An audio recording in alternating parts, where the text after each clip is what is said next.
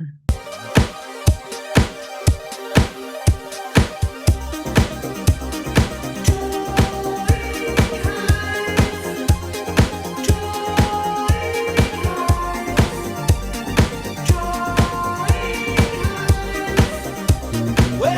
to Drawing Hive. I wish we could see your face, Kai, because it's always nice to see how a guest reacts to a song. I can see. That was cool. You can see the look. What have I gotten myself into? Why am I doing this? Hey, should be a very fun night tonight. I'll get into the details in a bit. I just wanted to remind everybody, you see the big visual arts passage sign. We are an online mentorship program, and we sponsor the Drawing Hive. So if you're interested in working on developing your career, check out Visual Arts Passage. Timmy will probably talk about it later. Let's go ahead and get started. Tonight should be really fun. We have a special guest I'm going to get to in just a minute. But we're going to be drawing the X-Men. Lots of fun stuff. This has been really good for me because I didn't have to pick any reference tonight. It was awesome. Our guest did that, and it's great reference. So right up front, we got Storm. We have Halle Berry.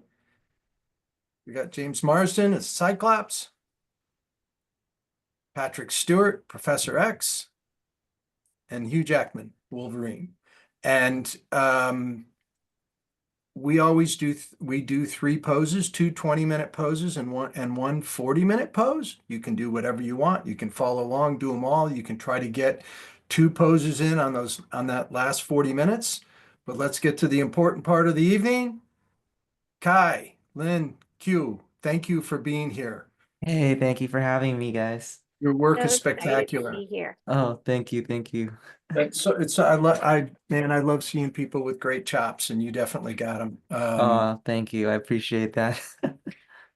The art of Alla Prima painting is well, let's put it this way, it's honest, and a lot of things come to life. Yeah, for sure. Yeah, it's something. It's a really a great way to paint, and I love seeing people that do it really well. Kai, I think one of the coolest things that I was reading, and I thought this was a really interesting statement. Your work is a unique intersection of fine art and fan art, and that's a great way to look at it. You're just a really, really good painter that's doing a lot of things that relate to pop culture. And we can further talk about that as we get going, but I want to get everybody up and drawing here. So Timmy, if you want to grab the screen or stuff. Yeah, I'll take care of that for you. Yeah, everybody. So if this is your first time joining us, just know that you're supposed to ideally draw along with us. So please start drawing. You can see Kai is going fast. So No, I love it. No, so please draw with us. And part of the fun is share your work with us. So after each pose, I'm going to tell you to post it. And if you share it on Instagram with hashtag Drawing Hive 240, it's our episode 240, and hashtag Drawing Hive and Visual Arts Passage, we will pull it up at the end of the episode. We're going to see everybody's art. It's my favorite part of the show. It's so much fun. I cannot wait for it. So please share your work with us. This is all skill levels. So don't be afraid. Don't be nervous. This is awesome. We've got a good crew tonight. I think probably I want to hold off asking what everybody's working with, even though that's always the easiest question of the week.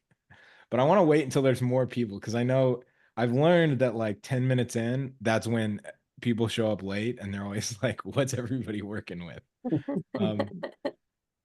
But maybe something that has not been, maybe something that isn't asked by the audience as much is, what's everybody been working on this week? Kai, have you had many projects or much on your plate this week? Yeah, actually, I earlier, well, not this week, but earlier, like a couple of days ago, I just finished up this this God of War piece that I did for Gallery Nucleus. That's like the like this industry gallery that's located here in Los Angeles. But Mhm. yeah, God of War, they're having the 20th anniversary. So they're having this whole big show, and yeah, they reached out to me and asked if I wanted to participate, and of course I did, because I love their gallery. So I Mhm. just finished up a I think it was like like a 20 by 20 um oil painting, and also a small charcoal drawing for them. So So are you based in LA? I am. Yeah, yeah, yeah. Mhm. Yeah. How long have you been there? Yeah. Have you been there how long?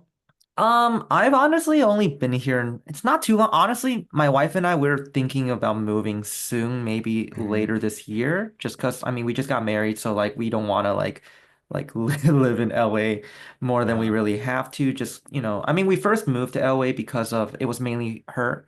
She Mhm. I wanted to she wanted to be a concept artist, pursue the concept art Yeah. industry, which, eventually she did, get end up getting into. So we moved to LA because we figured, like, hey, this is a good place to be for that kind of industry, Yeah. right? Um, and then like, because we were originally living in like the Bay Area, because that's where we moved to when we first graduated college in the East Coast. But That yeah, and then like, Micah? huh? Was that Micah? Yeah, yeah, yeah, yeah. It was. Yeah, we both met there. That was like 10 years ago, I think. Yeah. Oh God. Um, John, how but long ago did you meet your wife in college? How long ago did I meet my wife in college? Yeah, like 50 years. I'm teasing 40, right? I'm not talking. Sorry. Well, we can go back to that later. Um, No. It's just I 25 met for me. Timmy, I met Marcia in 1981. oh, nice. Oh, that's Um, cool. we've got some Micah people in the crowd. Somebody just said Micah represent. Nice. That's great. Sick, sick, sick. I'm gonna open the chat out to everybody. So if you just toggle it to everyone instead of host and panelists, let us know where you're joining us from and what materials you're using tonight in the chat. Um, so it's Nucleus Gallery, correct? Yeah, yeah, yeah.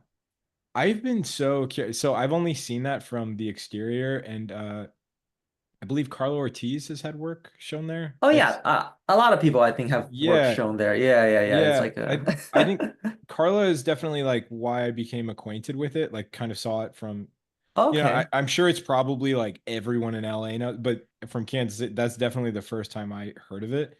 Uh-huh. Yeah. It's so cool to see a gallery find such an interesting niche. Are there many other galleries that fill that space that you know of? No, I really don't think there's a lot of galleries that is like Nucleus, honestly. Like it's like Uh, really the first gallery of its kind that at least I've seen. Maybe there are, but I just haven't seen them. Um, for someone who's not acquainted with it, like how would you describe it? Um, like I remember the first time we visited LA, this is before we moved here, and we just came to LA for a vacation, right? Mhm. Um, the first stop I remember my wife wanted to make was Nucleus. Like she was like, "Oh, we got to go to Nucleus." I'm like, "Okay, I don't know what that Yeah. is, but let's do it." And then we went, and oh my God, like it's not just a gallery. They had like a art. They had like a whole art section where they sell books. Really? Not the books that yeah, they will sell like books that you usually can find, like art books that you can find like in art Uh-huh. stores too, but they also sell books that you usually can't find anywhere else, like books that are published by other artists or illustrators. You know what I mean? Yeah. And it's just a really cool kind of community kind of thing, and it's also very interesting because a lot of the art that they have there are done by people who work in the industry. So, when I went there, I saw like a bunch of prints made by people, it's like some Spider-Verse prints that time that were made by people who Yeah. worked on the Spider-Verse movie. And I was like, oh, this is so cool. Like you usually don't see things like this in just normal galleries, right? So Yeah, yeah. it's kind of like imagine the stunning concept art books of like like some of the films of like the best concept art or games or Oh TV, yeah. like Yeah, yeah, yeah. and finding a space like that. It's it's amazing to me because I would imagine that when Nucleus kind of made that bet and took that risk, that it was probably way riskier than it seemed like it was way Oh, for scarier sure. than I can ever imagine because I can't think of Absolutely. many other places like it. No, me neither. So, I mean, I know they've been around for some like, like at least like 20, 30 years now. So, I Yeah. definitely feel like Oh, they're rooted for sure. oh yeah, Timmy, yeah. Timmy, I have to tell you this, and Did I uh, sound like an idiot, John? Is no, that no, no. This is going to what? surprise you a little bit, but Yeah. the Illustration Academy faculty did a show at the Gallery Nucleus. How long ago was that? Is Not it the that, I nine? mean, it was a long Uh, time ago. It was probably 2011, 2002. oh, okay. Yeah. I've shown at their sister Portland gallery. Oh yeah, they have a Portland gallery too. Yes. Yes, Yeah, yes. Oh, Portland, Maine or Portland, Oregon? Oregon. Nice. Nice. Yeah, they're really nice. Mm-hmm. I went to school in Portland, Oregon, and there was my housemate lived in the Midwest and flew to the wrong Portland once. Oh wait, wait, for real? Oh yeah, really, truly. Oh my Yeah. God. Yeah, you know how checked out you have to be to go to go to the wrong state like that. Dude, that's kind Yeah. of crazy, I'm not Yeah, gonna lie. yeah, that's a thing that really only happens to like a 19-year-old. No, there's like, well, I mean, not that one specifically, but there's like a whole desk at the airport for people that went to Austria that meant to go to Australia or vice versa after Oh their. man. So Oh like no. it's a thing. You end up Yeah. just like in yeah, they don't let you go. They're probably like, well, you have this shot, and you're like, I don't know. Right. No, It's a I lot more believe it. difficult now, but it used to Yeah, be much more common. And yeah. uh, Mm-hmm. because So the way they check you in, so it's yeah, there's a little bit more.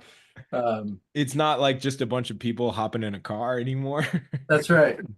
So Kai, when did you start making pictures? Like when did you start drawing or Oh, painting? yeah, that's an interesting story, man. Like, I started. I mean, I've been drawing, cartoons and stuff like when I was a kid, like anyone. I feel like, right? We all Mhm. kind of did that. And then, so I grew up in California. Like when my parents immigrated to America when I was like 2, so I grew Mhm. up in California, like around Silicon Valley. Um, Okay. so I was just surrounded by all like, like the rich kids and, I was kind of spoiled. Yeah. But I also really was bad at school. Like I had terrible grades, like just terrible to the point where like almost didn't almost graduate middle school. The principal had to like call my Wow. mom in and be like, yeah, he's not gonna survive as a Was person in was the it future.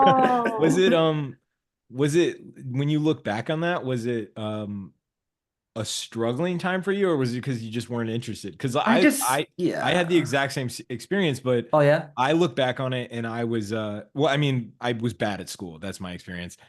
And it was just like I just couldn't do it. Like I was so bad. So I for the longest time I always felt like, oh, maybe I'm just stupid or something like that. But then Yeah. I afterwards I realized no, it was because like we moved so many times. I think I switched during the span of like elementary school to middle school. I switched between 6 different schools.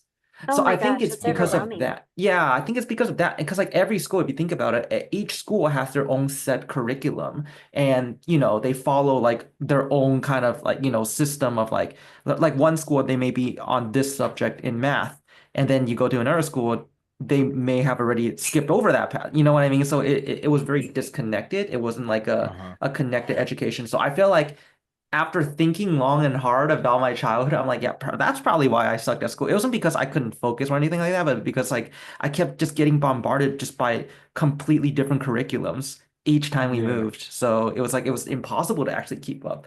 That and the fact that I had to make new friends all the time, and it's like, Uh-huh. like yeah, That's but exhausting and overwhelming. Oh my yeah, gosh. yeah, especially for like a little 8-year-old, you know what I mean? Mhm. Yeah. But yeah, like 13, when I was 13, like again, I barely graduated middle school.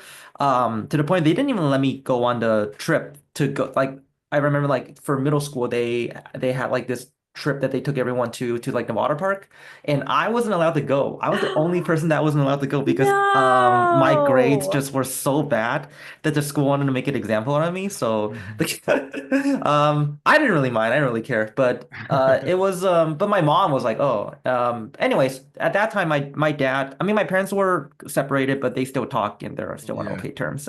Is And is that like the um early 2000s or what? this is How? like 2010s. Like this is like I graduated middle school in 2009. Oh my God, you're So, so young, Kai. oh, I am. The early 2000s, I was like still in grade Wait, school. Like, wait. So this will give you a peek into like 90. So we can take turns saying how each generation handled middle schoolers. yeah, yeah. But so 90s middle schoolers, I remember our school had a like a symposium for all of the students on bullying. But this is in the 90s, they were like, okay, so obviously we gotta like get all the bullies together and tell them how bullying is bad. But then this was their idea of how they thought this was the right way to handle it. They were like, let's keep all the kids that are being bullied and keep them back. Like, let's not have them. Everybody should have gone. What? Clearly, everyone should have gone to the bully symposium.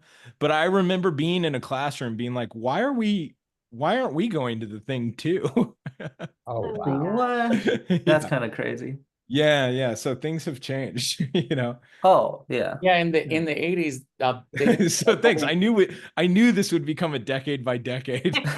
Well, because in the 80s, I think the bullies had their own symposiums and they just like learned things together and they came back with new techniques and the administration Yeah. was like, that's That's good. more of a Build that's more of a character in these other conference. kids. That's Like more of they a were, conference, Adam. Really? yeah, Dang. like bullying was almost like an industry in the 80s. Yeah. Like, It was an there's a reason that like, you know, the main characters in the Breakfast Club aren't Anthony Michael Hall. So Like in the end, they still made them so write the well paper said. for them. Yeah.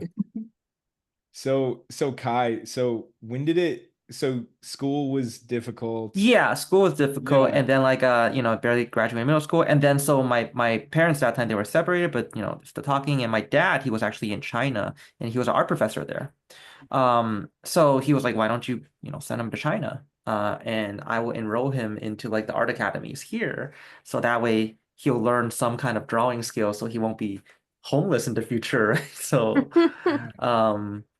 And that's kind of what they did. They just kind of like they just sent me to China, and I had no idea. They were just like they actually bamboozled me into going to China because they were like, "Oh, we're gonna meet your grandparents." I'm like, "All right, cool for the summer," and they're like, "Yeah." Wow. And then as soon as we landed, they're like, "I'm like, okay, so when's our return flight?" And then my mom was like, "Well, you know, my return flight's this date. You don't have one." I'm like, "What do you mean?" And That's yeah, I that's just kind that's of wow. yeah, they So had me you just were kind of live there. how old were you when that happened? I was 14. Like I just turned 14. 14? And I was supposed to go to yeah, I was supposed to go freshman year. I was supposed to be in like high school, but you know, and like it turned out my freshman year in high school was in China. And they didn't send me to like international school or anything. No, they sent me to like the art academy. It's like it's and it's the one Wow. that it was like really hard to get into too. So everyone like hated me because like they were just like, oh, you didn't actually earn your place here. Like everyone's Yeah. everyone was like So mad at me the day one was day one it I was there. Yeah. Oh, man. I'm assuming like did you grow up speaking Mandarin in the house? A little bit, yeah. My Mandarin definitely was not that good. Like it was probably Uh-huh. on the skill of like a first grader, but I Uh-huh. can definitely say like after a year there, it transcended to the language skill of like a high schooler because like, you know, I had to assimilate and, you know, I got to learn the language and pick it up really, really fast because, you know, you You don't had then, to. you know, get bullied and stuff. Yeah, yeah. People will kind of just be like, yeah. It was cool though. Like I honestly, I had a really good time there, even though it was like really tough. But Yeah. because I just kind of picked up drawing there because everybody there were they were studying like the Russian academic techniques of drawing because you know that's kind of how they do it in China. Um, and I just kind of learned by observing, and Yeah. I learned drawing there, and yeah, I was there for like I think yeah I was there for until like sophomore year, like a year and a half, and then I came back to America and I enrolled into like a Nice. art high school. Yeah, So here. what so it's it's so interesting that your parents pushed you into the arts because you know John's worked in art education for a really long time, Mhm. and from my experience, I'm often having to talk with parents about how this is a real opportunity, like that there are Yeah. real opportunities and this is a real skill. And like obviously there's like the very common like immigrant story of Mhm. like finding career paths that are Yeah. very like tried and true, maybe blue or white collar like routes.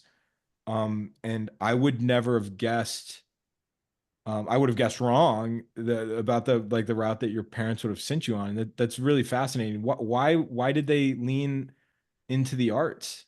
Cause my whole family are all artists. Really? Like my dad's an art professor, my uncle, like my stepmom too. Like they're Mhm. all art like full-time artists. So So there like was no they, mystery. yeah. Yeah, so there No, was there no wasn't. They completely understood like, oh yeah, this can definitely be a successful career path. You know, you just have to be good at it. Like if you're not good at it, then it won't be a successful career path. So they put a lot of pressure on me at the beginning, at least, Right. just to like they had to. In fact, actually, they actually discouraged me at the beginning from painting, because when I attempted painting, I guess I was just not good to the point where they're like, ugh, I don't think you're cut out for this. Like, ugh, like I don't think you're good enough At to like what make it. at what age were you getting that feedback? Um, 15 or 16 that time. Okay. Yeah. Yeah. And then that actually deterred me from actually pursuing painting. And I didn't pick up Wow. painting again until I was 19. So I Wow. officially picked up painting when I was like 19 in around 20, like 19 to 20, like in college, right? That's when I discovered John Singer Sargent and Richard Schmidt's work. And that's kind of what pushed me into doing the Alla Prima thing. And I was actually really fortunate, and for listeners here who are that age right now, like if you're under the age of like 22, um, I was really fortunate. My first start, at least within this Alla Prima world, was actually opportunity given to me by one of Richard's people, Daniel Keys. I don't know if you guys know who he is or not, but like honestly, arguably one of the top Alla Prima painters I think working today. He trained directly like under like Richard Schmidt, right? So and he had this program called the Palette Project. And it's still going on today. I send my students there now. But basically what it is it's a program where if you're between the age of 17 to 22, um, you just submit your portfolio. Well, not portfolio, sorry. You just submit like one or two pieces of your painting and just submit like a quick one-page essay on like why you want to do this. Just, like you want to study under him. That's good enough reason. And then they'll fly you to Arizona, to Scottsdale, Arizona, and he'll teach you for free for a whole weekend. And he brings in like guest artists too. I remember the first time I was there.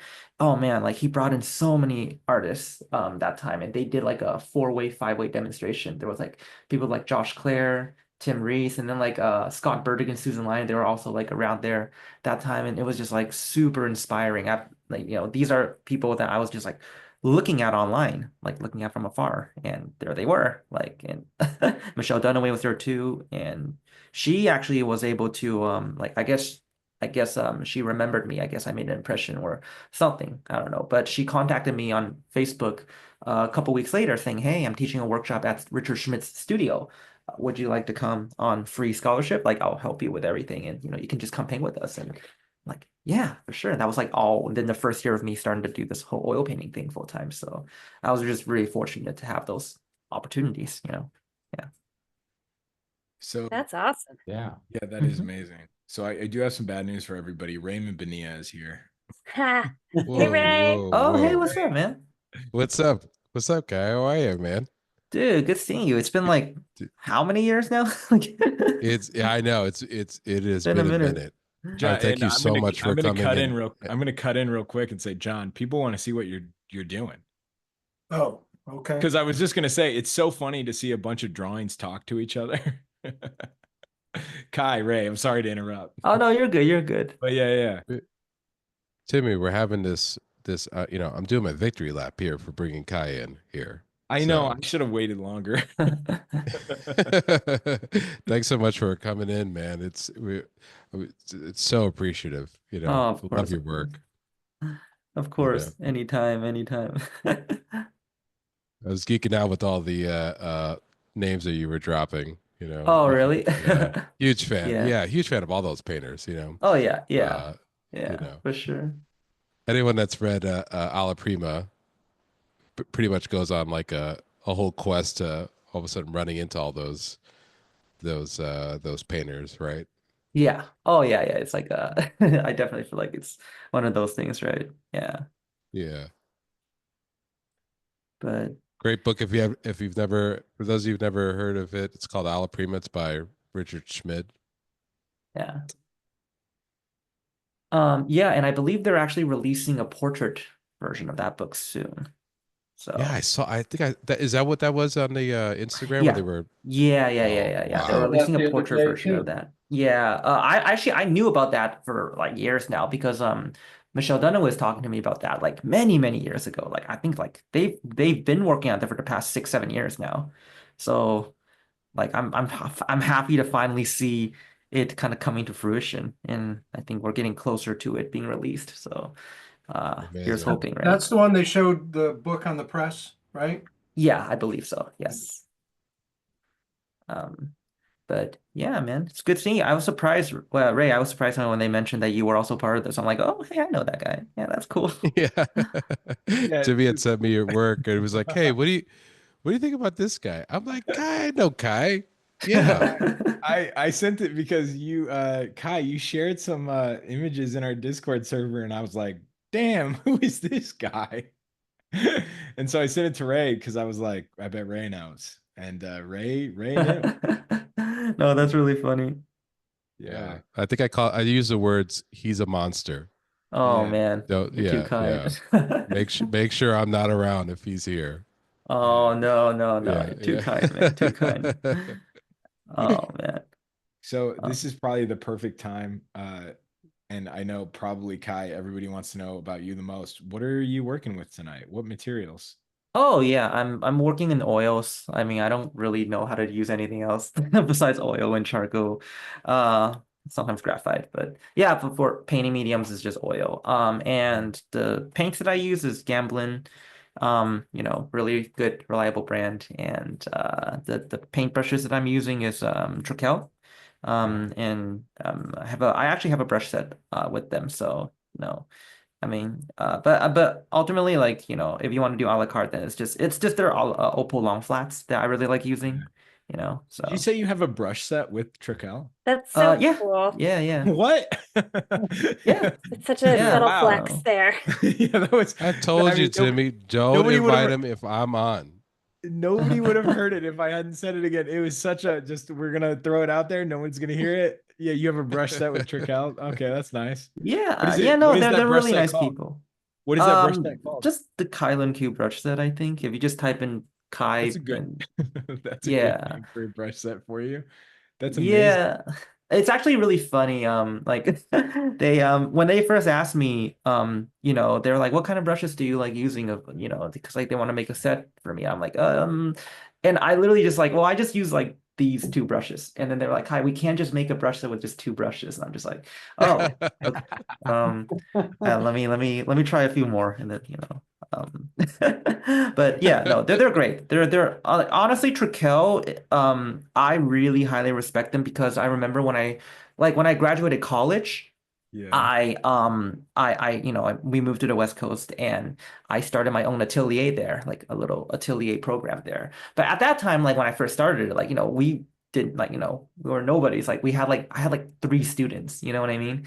And one day I got a message from Trekell, which was crazy because we never talked. Like I didn't know like they had me on their radar. And it was Courtney who's the CEO, and she was like, "Hey, I'm driving by California, like your area, and I noticed that you started a school. I would like to come and visit." I'm like, "Oh, you don't want to do that," because like at that time we were just literally everyone was still just on their level 1 bark drawings. Like it was like Yeah. nothing, like, right. But then Courtney came, and again, I've never talked to her. I've never met her. We've never talked or met, and Why she did just she reach came. out? How did she find I out? I think she just saw on Instagram or something because like I made a post saying, "Hey, I just opened up a new." I should ask her that one these days actually because I do see her a lot. Like we Yeah. she gets us out there. Um, to do gatherings and like meetups and stuff. But I Kai, don't know, like you were on the internet though before the atelier, right? Were you kinda, posting? not really. I'm gonna be real with you. Like what that time I had like maybe like 1,000 followers on Instagram. Like I really was like I just had no presence. Like yeah, like I just Wow. graduated college, and I didn't really have a name to myself, and it was even worse because like I had one of my good friends, like we're still like best friends to this day, and he's phenomenal painter, Kyle Ma. I don't know if you guys know who he is, but like, yeah, he does Great like painter. these. Yeah, it doesn't help that people keep confusing me for him because we're both Asian and we both kind of paint in the Alla Prima style. Like I remember the first time I went to a figurative art convention, some lady came up to me like, "Oh my God, I can't believe you're here!" And then at that time, again, I was still in college, so again, I didn't have a presence or anything like that. I didn't have a name, I didn't have anything. Yeah. And she's like, "I can't believe you're here! Oh my God, I'm such a fan of your work." I'm like, "Really? You're a fan of my work? Oh wow, thank you." And then she's like, "Yeah," and then yeah, and then later I found out, oh, she thought I was Kyle. I'm like, "Ah, okay." Um, but anyways, it was that still happens nowadays. Like I remember like Blue Review, the Instagram account Yeah. Blue Review, they recently posted one of my works and they tagged Kyle. And then Kyle's like, "That's not by me, that's by Kai." And then I was like, "Ah, I can never escape you. Oh, you bastard, I can never escape you." And even at my wedding, because he was at my wedding too, and then like I was about to like sing a song like in my wedding, and he came up, he's like, "Let's do it to this guy." I was like, "Why do you always like do? Why are you always like? Why do you insist on Well, always being next to I me?" do know But that I could this can maybe provide some solace. Catherine Lamb, I remember connecting with them and they were telling me that they often are confused. There's a Catherine Lamb that works at Fox News. oh And yeah. and in their bio on their portfolio, Catherine Lamb has to say, "I do not work for Fox News." Oh That is my not the God. same Oh my person. God. Okay, that's Yeah, even worse. That's yeah, that's that's rough. Right, right. that's Right. rough. Not to go down any rabbit hole, but that I mean, like brighter side, right? That Um, is rough. Yeah. Someone asked, what substrate are you working with tonight? Well, so also Trakell, they make these really good oil ground panels. Yeah. This is an oil ground panel on hardboard. And yeah, it's also Trakell. So everything I use is basically Trakell or Gamblin. So Wow. yeah. Gamblin's the best too. Gamblin's so dope. Yeah. They have great practices. They I do. love all the stuff that they're doing to like capture pigment and then reuse it. Like I'm just so impressed. Oh yeah, no, they I mean I've been using their products since day one. Since when I first started, I was using their 1980 product, which is I guess I wouldn't call it a student grade because I feel like it's definitely higher quality than student grade, but the price Mm-hmm. is student grade Mm-hmm. price. But it's yeah, it's a very nice brand that they have and they do a really good job with it. Yeah. Cassandra, is this the grabby marker hour? Yeah, I've had a Nice. crazy week and this just seemed fun to make a mess with markers. Awesome. Nice, Cassandra. Thanks. Looking great.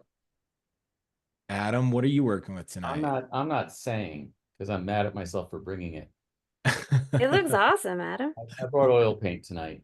Yeah. Oh, You're let's like, go. man. you're like, Yeah. nobody Nice, told me dude. Kai is gonna be here. I got the email like I was teaching all day, so I didn't see the email till it was too late.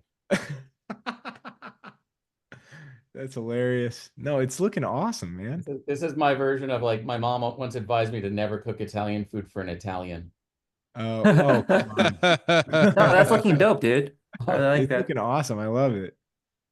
Professor X, I almost made a critical error. When I posted these images, I was very tired. It was late at night. And You I almost called posted me it. hard. I almost posted it with, I named all the characters and I put Mr. X. Oh. Mr. X. Thank God. And I was Once like, you get a terminal people, degree, you get very, very protective of that status. yeah. And I was just like, oh man, the message I would have got on Discord from Julian. Mr. X. Oh my, that would have been Mr. hilarious. I would have laughed. I would have been like, it oh, would dang. have been pretty. I was pretty tired. I published it and I was like, something didn't feel right about that. And I looked back and I was like, what's wrong? This is Professor X.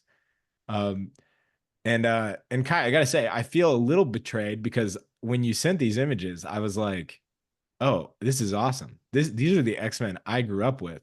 And when you said me too, I thought, oh, nice. Kai is like in his late 30s. And you're not. Oh, yeah, I had a lot of access to like a lot of old, like Yeah. well, not old, but like I had like my mom had like a VHS, and Yeah. she bought me a lot of like stuff. So That's uh, awesome. yeah, We call it vintage. We call it vintage. Yeah, it makes us feel better. I love the 2003 X-Men is vintage. Yeah, it's like, oh, mom had to Yeah. dust off this dusty old VHS, It was a DVD. It was a DVD, right? Yeah. Yeah, just for anybody wondering, Kai was given a case of DVDs. Or I don't Oh. know. Kai, I No, don't know. actually, I think it was Were they VHS, VHS? actually. Was It was okay, VHS. that- Yeah, it was the tape. It was the Yes. VHS tapes. Okay. Yeah, that you had to like Thanks for making rewind us and feel stuff. better. Yeah. No, I grew up with that. It was a good Yeah. time. It was a good time. Ray, what are you working with tonight? I'm working with acrylic on paper that I coated with like a middle value gray acrylic really quickly. I was gonna ask if you're picky about when you coat it with acrylic, are you less picky about the paper after that, or? Yeah, I mean this is like watercolor paper, so it takes the coat perfectly fine. It's a watercolor paper sketchbook, so you could pretty much coat it with anything, and it'll do well. I've hit just this with gesso, matte medium. Yeah. Yeah, I think it's made by Strathmore. It's really Oh, cool. nice. Yeah, Strathmore's dope. Nice. Good John, brand. John, are you on the new pastel train tonight? I'm using new pastels tonight. Nice. Nice. What inspired you to make that decision? Nice. Well, Is that like a let your hair down medium for you, or is it? it's probably my comfort zone. It's Yeah. just, well, paint too, but it's Mhm. like, we talked about it last week and I felt like, okay. And it's a Yeah. nice break because I was painting all week, so it's a nice break from. Nice. Yeah, that's awesome. Nice. This is a fun night. This is a good looking grid. Everybody, please move on to the second image. It's hashtag, please post your work if you've been drawing with us. And if you haven't been drawing with us, I hope you start to do it. Post it to Instagram and in the caption, add Drawing Hive 240. That means we're on episode 240. And then do hashtag Drawing Hive and add Visual Arts Passage. We're going to check it out at the end of the night. We look at everyone's art. It's my favorite thing about this, and I really hope you share it. I'm also going to share a link to the Discord server. Our Discord server is really fun. And, when the algorithm's weird or something happens with Instagram, which is always unpredictable, you can always just share it there. And it's a really awesome group of people. And it's how we met Kai, which is wild. Kai, are you bouncing around a lot of Discord servers? Kinda. I forgot who invited me to your Discord because like I usually join Discords because someone like sends me an invite link or Yeah. something. So yeah, that's kind of how I like or I was like, other than, like I don't know how to look for Discord servers. So it's like yeah, usually I just kind of get Neither do I. invitations. I Yeah. really don't know how to like browse servers. Yeah. So yeah, I forgot how like who sent it, but like, it was like one of those. Yeah. Yeah. You mean there's other Hey. servers besides ours? Yeah, John doesn't wait, dare this they? will blow everybody's mind. So I think this is amazing. This is John's like Rain Man moment. We will do these presentations to schools. And in the presentation, we always invite the students to do a portfolio review with John. And the way in which they do this, sometimes it's the presentation is like projected onto a wall or it's on a monitor. And so they have a QR code they can scan to do this. And so I always send John a new QR code every school we visit for a new school, like new school, new QR code.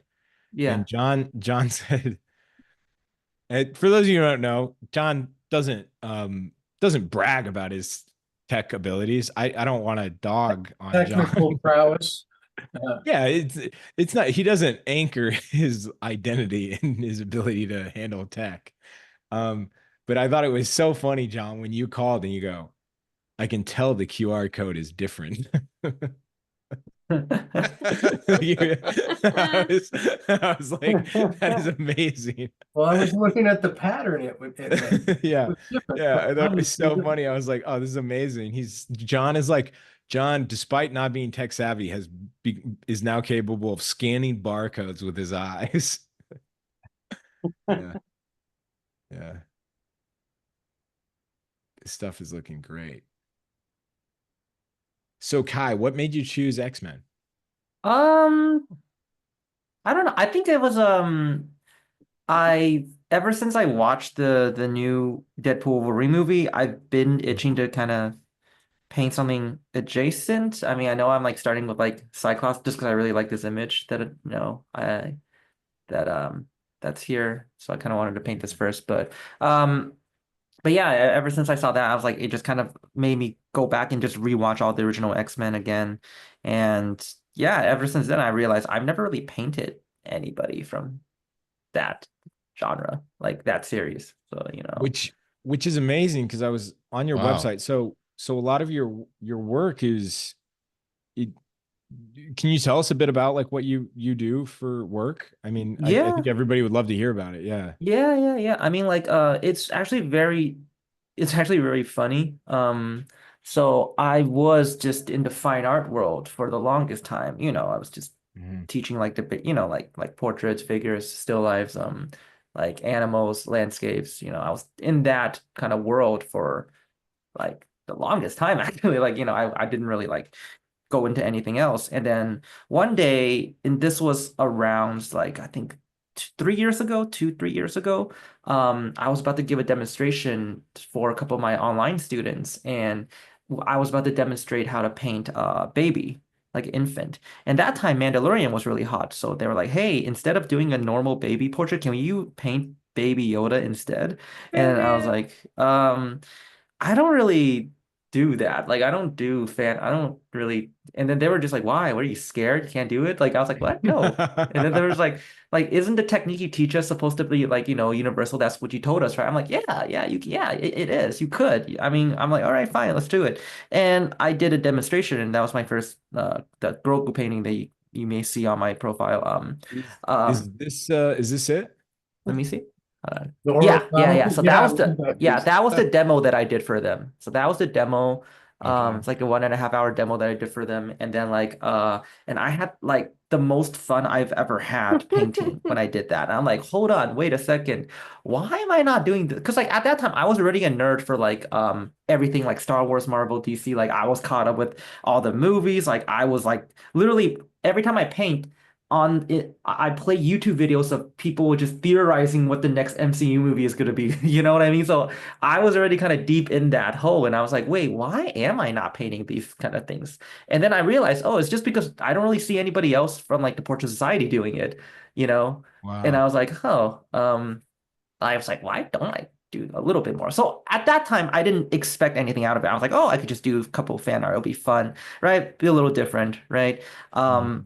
and then but at that time I was also helping my wife out. That time she was my fiance, because she was selling her work at anime conventions, and she actually was like doing that almost like full time by that time, right? Because it was just so much more lucrative than her Mhm. industry work.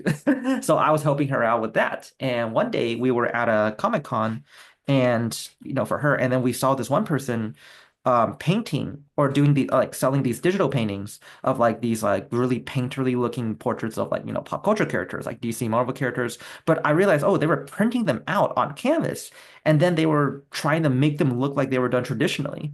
And then she was like, wait, you can actually just do this traditionally. Like, why don't you try getting a table at one of these conventions? I was like, I don't know about that, because again, I never see oil painters like in that venue, right? So I was like, I don't know if people would dig it, right?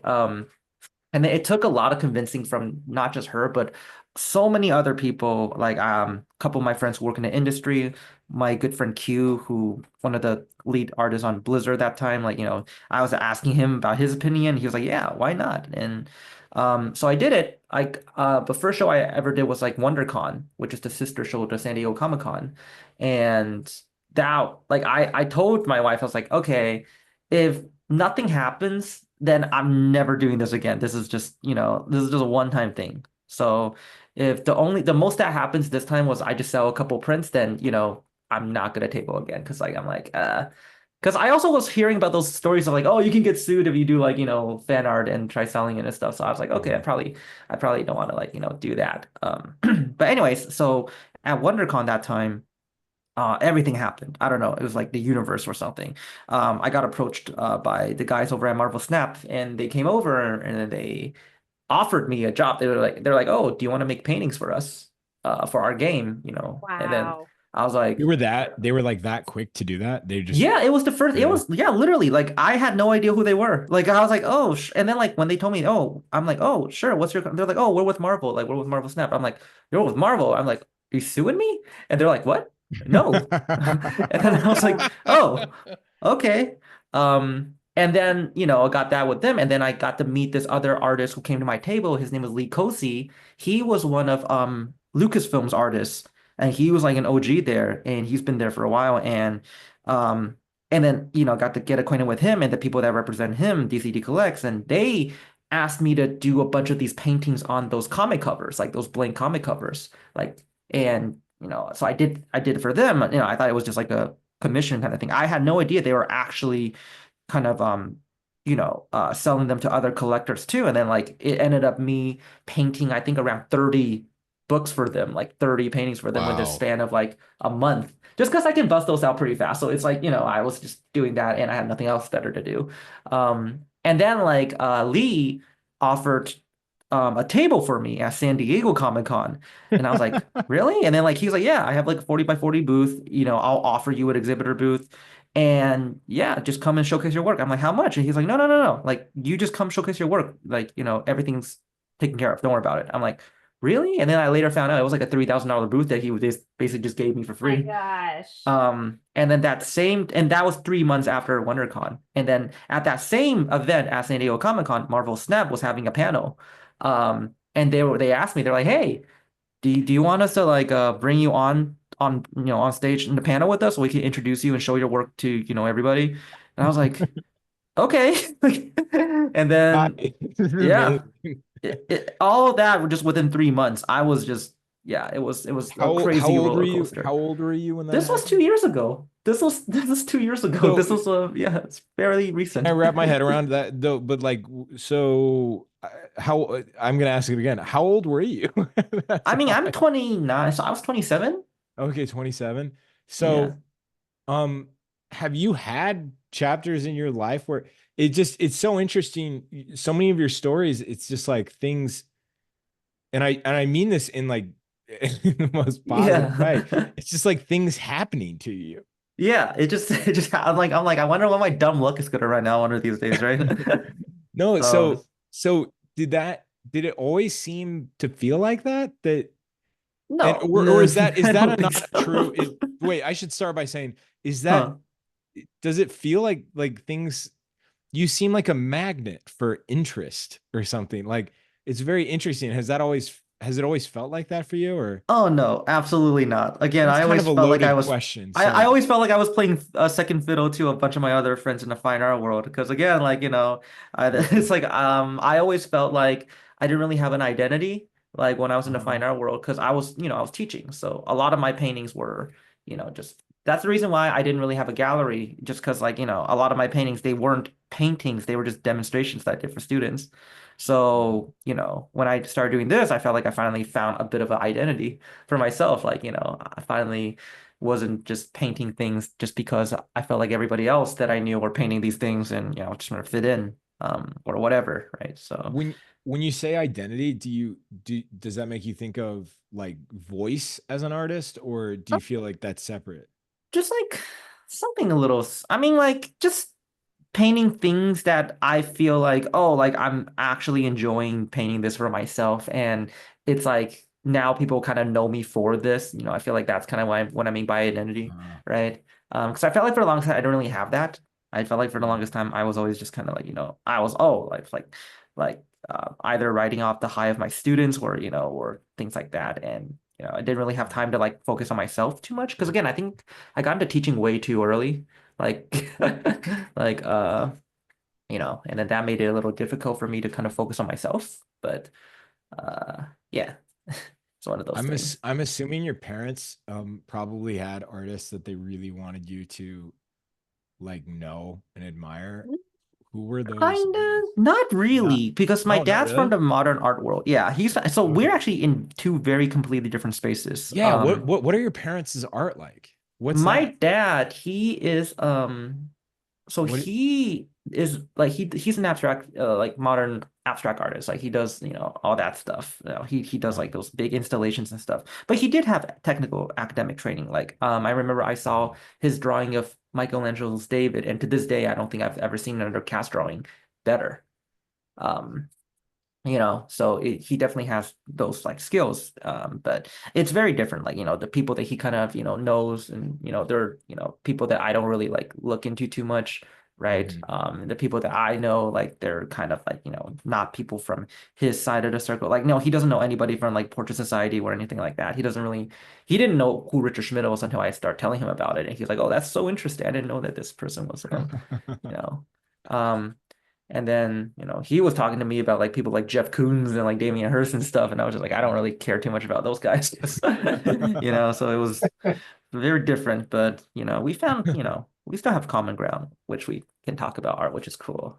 That's great. Yeah, yeah. I mean, honestly, anything you could talk to your parents about, that's good, Like, Yeah. I'm just curious about everybody on the panel. Like, when did you all start to feel like confident in your identity as an artist? Like around what age? Like what era of your life? Being confident in having an identity or confident in that identity?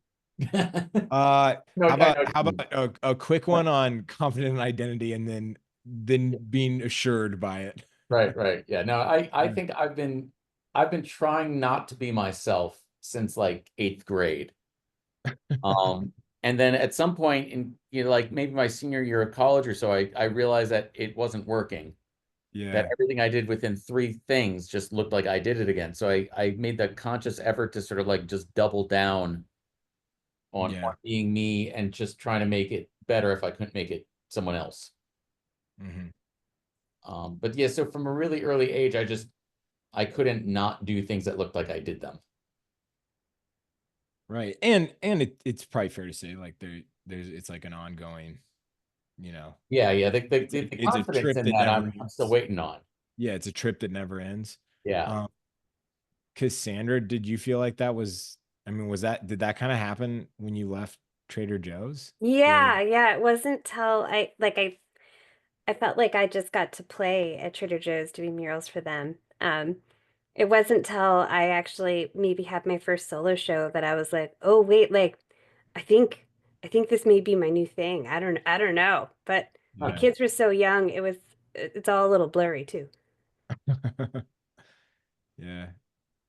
Ray, I would say it was no, I'm just kidding. yeah. I'm sorry, Ray. I when can't help this it. century? It's like the lowest hanging fruit. It's so easy. No, Ray, when did you feel like it? Yeah, when you built that confidence. Age 4. No. Let's see. I would say after studying with one of my mentors and friends, John Rush. Yeah. He kind of really took me to another level and kind of instilled in me like a way of thinking about picture making that really stuck with me and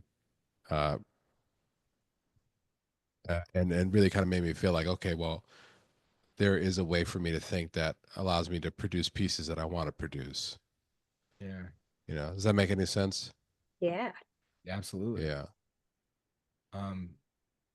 John, I mean, it's kind of interesting. Like you and Kai both grew up with parents. You grew up with a dad that was much more of a parents that made art, not just parents. But you both Weren't had an orphan. both have parents in common.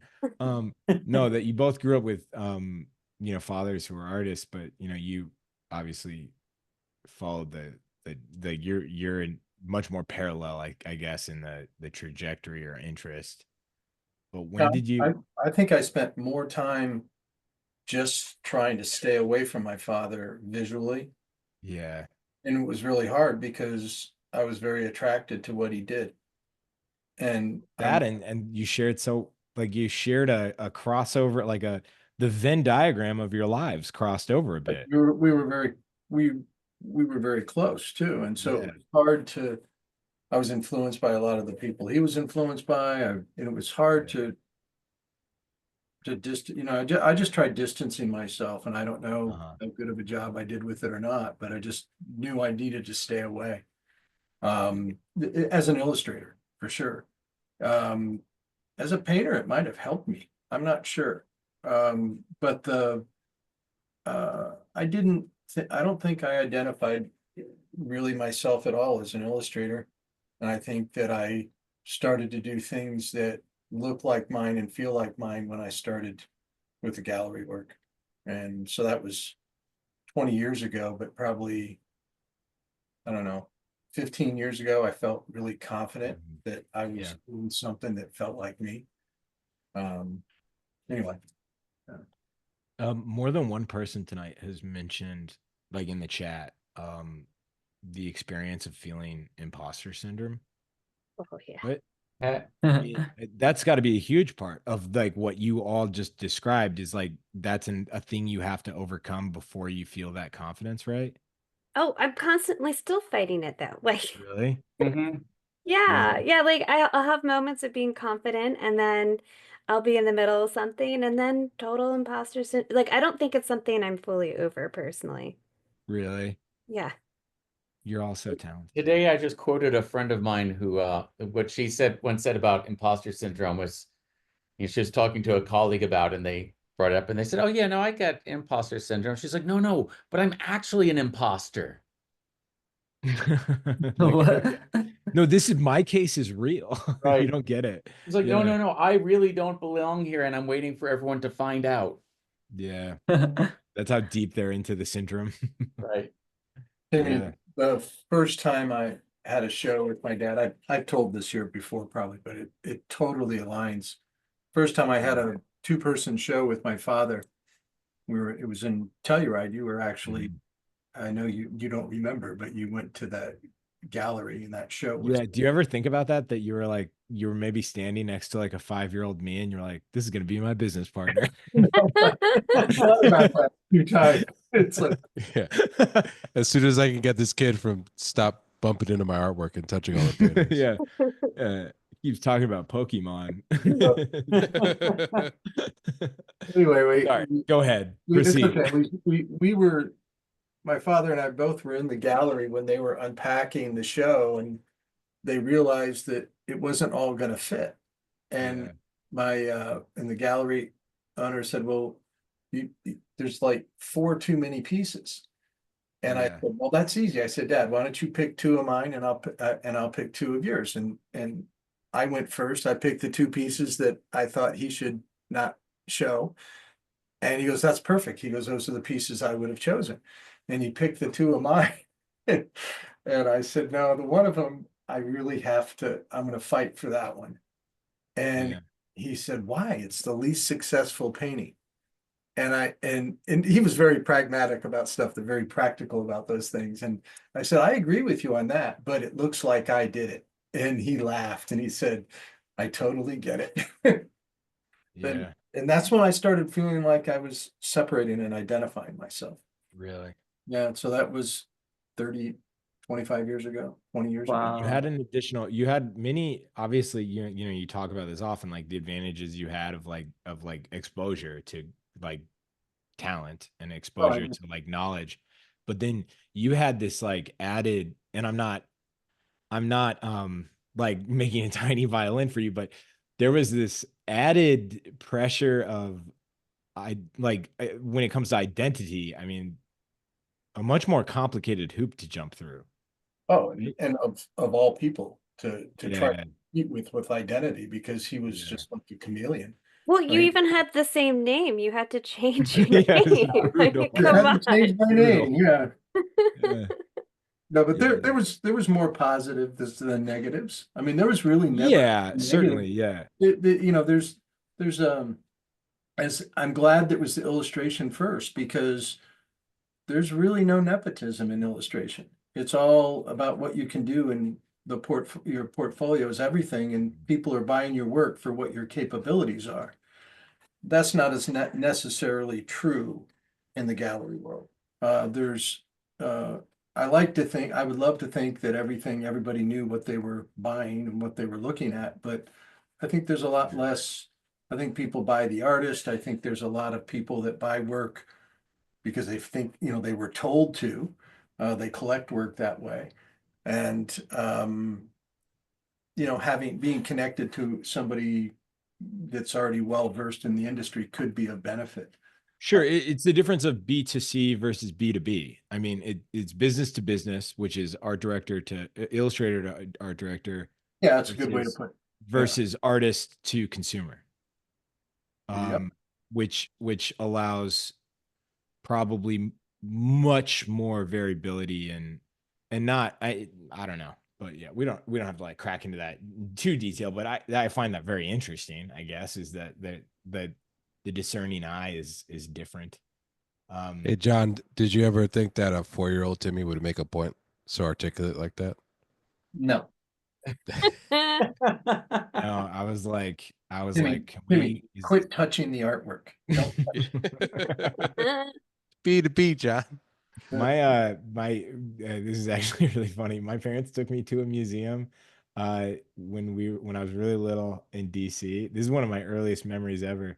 It was the aeronautics. I think it's the aeronautics, the one where they got the Air and the Space planes. Museum. Yeah, the Aerospace Museum. And it was when I first met my sister, who was adopted. She was pretty much a grown adult when she was adopted, but we were in DC for it. And there were all these Cassandra, you know the term, like mannequin figures of like setups, like scenes. Dioramas. There were a ton of dioramas of like the moon landing and like you know, jet pilots and all of this. And I was kind of like wandering around as a little kid, and there was these two like kind of general looking characters next to these dudes that looked like they were kind of like astronauts dressed up in their jumpsuits. And I walked up and I just poked one of them right in the belly, and it looked down at me, and I ran away. Oh my It was just a God. guy talking to someone. It was just I just walked up to like a US military guy and poked him in the stomach when I was like 8. Oh my And God. thinking it was like a mannequin, and You know what? it Like was a you're told person. that stuff kids do. That stuff my kids do, and And you can get away with it at 8. yeah, I was in a crowd with Gianna not long ago, and a little kid grabbed my hand, and I was like, "Whoa!" When we made eye contact, that kid was terrified. Oh, It was yeah. so obvious, Thought like, that you were his dad or something. yeah, I thought you were my dad or my uncle or something, and I was like, "Whoa!" Yeah, See, yeah, my it was harmlessometer is so pronounced that sometimes kids actually just do that to me. really Yeah. they just gravitate. They do. Wow. They do it don't very think well. I'm someone else. They just, They're yeah. just like, you look like you're gonna help me through this. Yeah. Um, You look like you know how to make a peanut butter sandwich. A Yo, mean You seem peanut like one of butter my peers. so Kai, one of the things I was curious about with your work was that, you know, you've done cover art, right? Yeah. In the comic world, Mhm. all traditionally.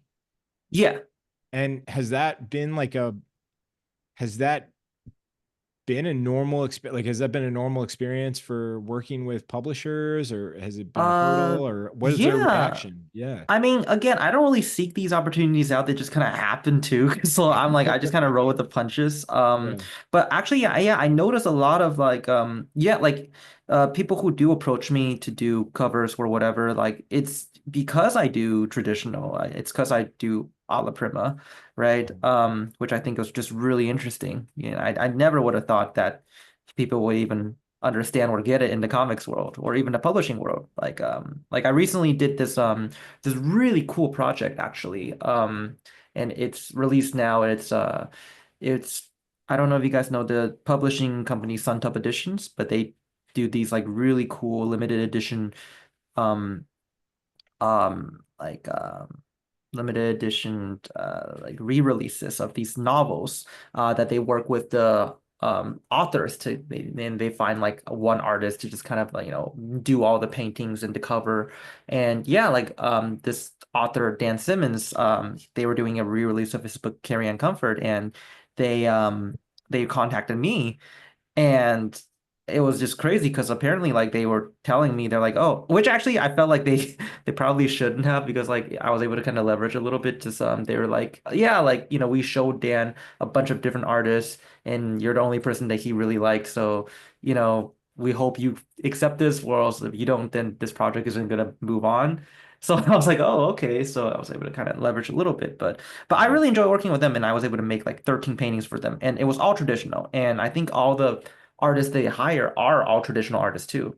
Um, and yeah, it was just like it was like one of the coolest experience ever, just because I felt like, man, I never would have thought that I would see my paintings. I mean, comic books is one thing, but this was like really nice, limited edition, like printed like, novel. And it's like, it has like, I think like they were selling like three different versions. And I think, the most expensive one they were selling for like $2,900. Wow. It was like awesome. Yeah, I was like, dang, am I gonna get one of that?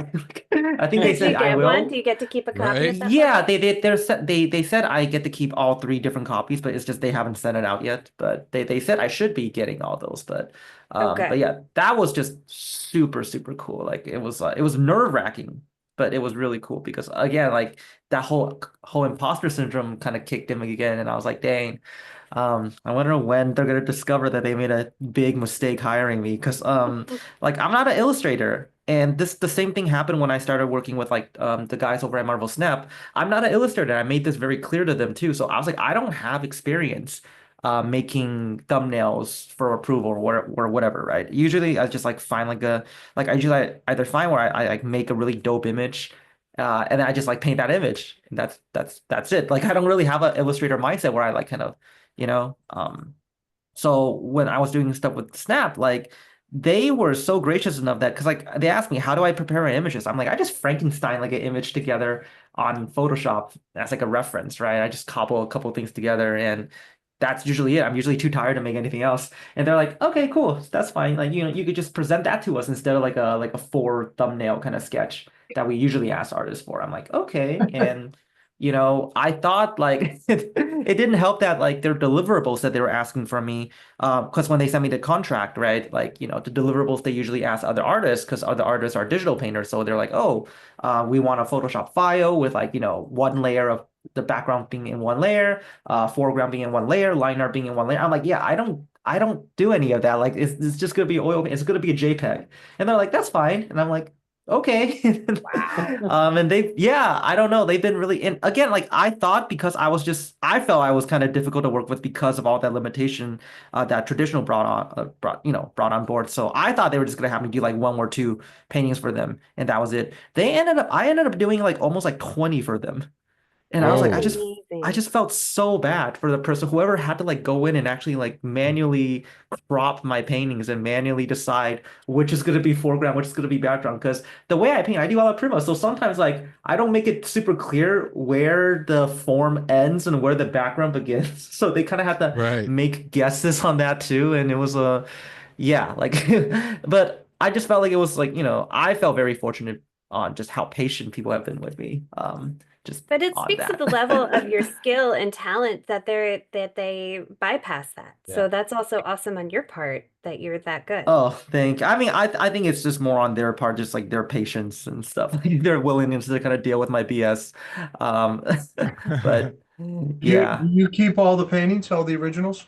yeah, I have all the originals. Yeah, they That's they said all. I could do whatever I want with them, and I'm like, okay, like I might sell them or I might like auction them off in the future, but kind of want to keep them around first. Um, you know, but yeah. Everybody, let's move on to the last image. Please post your work. It's hashtag Drawing Hive 240, hashtag Drawing Hive and Add Visual Arts Passage. Put that in the caption. We're going to check it out at the end of the night. We're on the last one. It's the last one. It's not too long, but longer. And yeah. It's so funny, Kai, that your experience has been like these opportunities happening, but then I love it when they approach and you're just like, you state your case for why you are not the right person for it. And they're like, no, let's do this. And they take you along for this ride. That's so interesting. Yeah. Yeah. It's been great. I mean, I almost kind of gave up on art. Well, not give up, but I kind of like want to take a break on art because like when my wife started finding a lot of success, I was like, oh dang, I could just be your assistant. I could just help you sell your work. I don't need to paint anymore. I could just do that. And she's like, no, no, no, no, no. Like that'd be, I don't want you to like, like do that. But I was totally fine with doing that because again, I feel like I'm much more family driven than like career driven, I feel like. Mhm. So I was totally fine with, that. So now it's like everything that's happening, I'm just like, oh, it's just, It's all I don't know, bonus. the universe just keep giving me stuff to do. And I'm like, I guess I got to do this first before I kind of settle down. But yeah. Wow. That is so funny.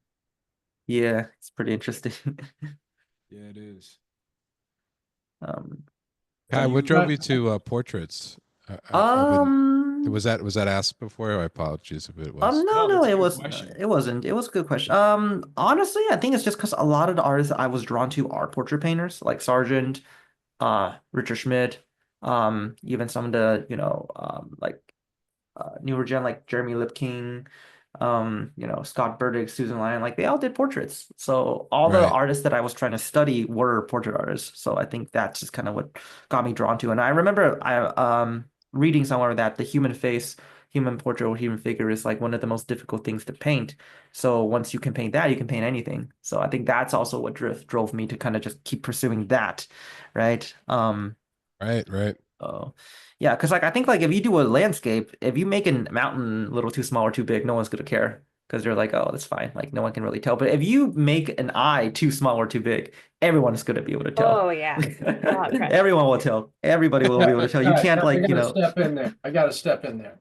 uh-huh. I mostly do landscape, but I practice drawing the human head all the time. Because I mean, I practice drawing because Yeah. I totally 100% buy into what you were saying. It's the best test. It's the best way to see if you're being successful with your drawing. Yeah. So, Oh yeah, for sure. thank you for verifying what I say all the time. Oh, yeah, for sure, for sure. Yeah. I mean, it's like, yeah, it's one of those things, right?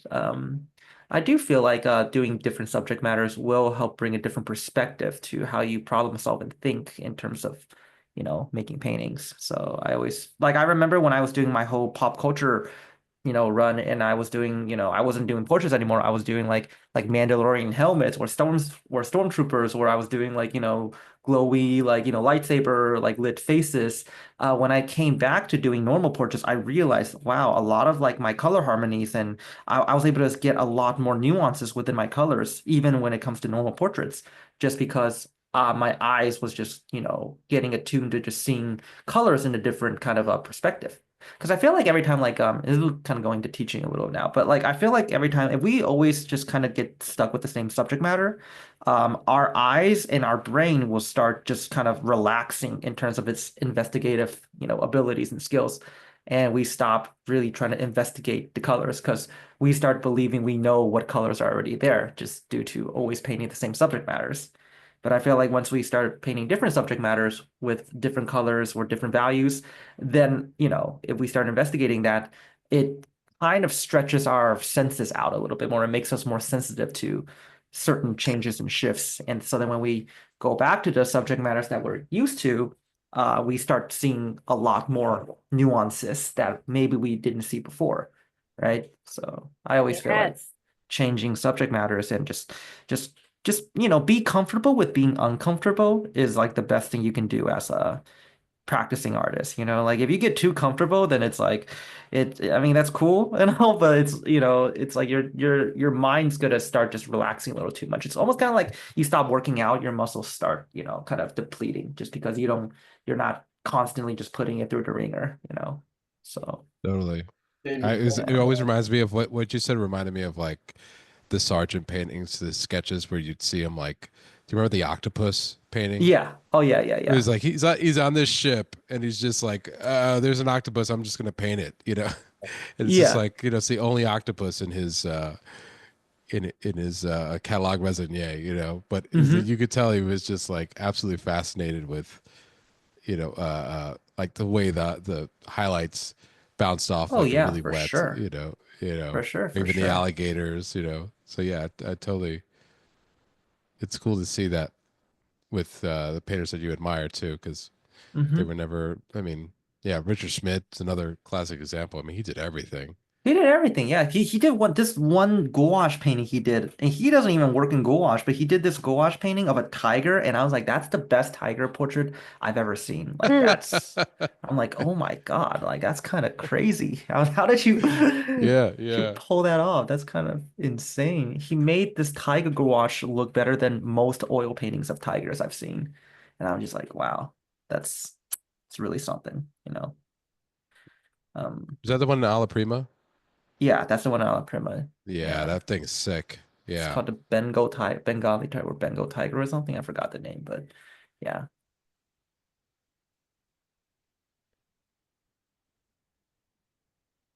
At this point, Kai, I usually run and try and find the book, but I just moved, so everything's in boxes, and No worries, no worries. Yeah. the stream will end, you know, You looking. before I actually, yeah, before I actually look, yeah.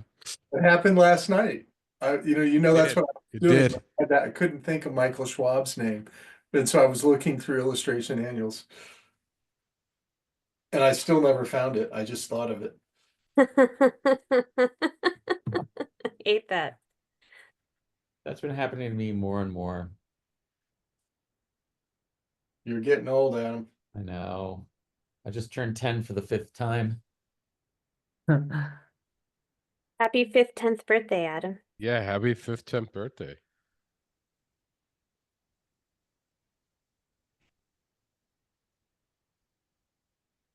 This is sad. It took me a second to kind of add it up.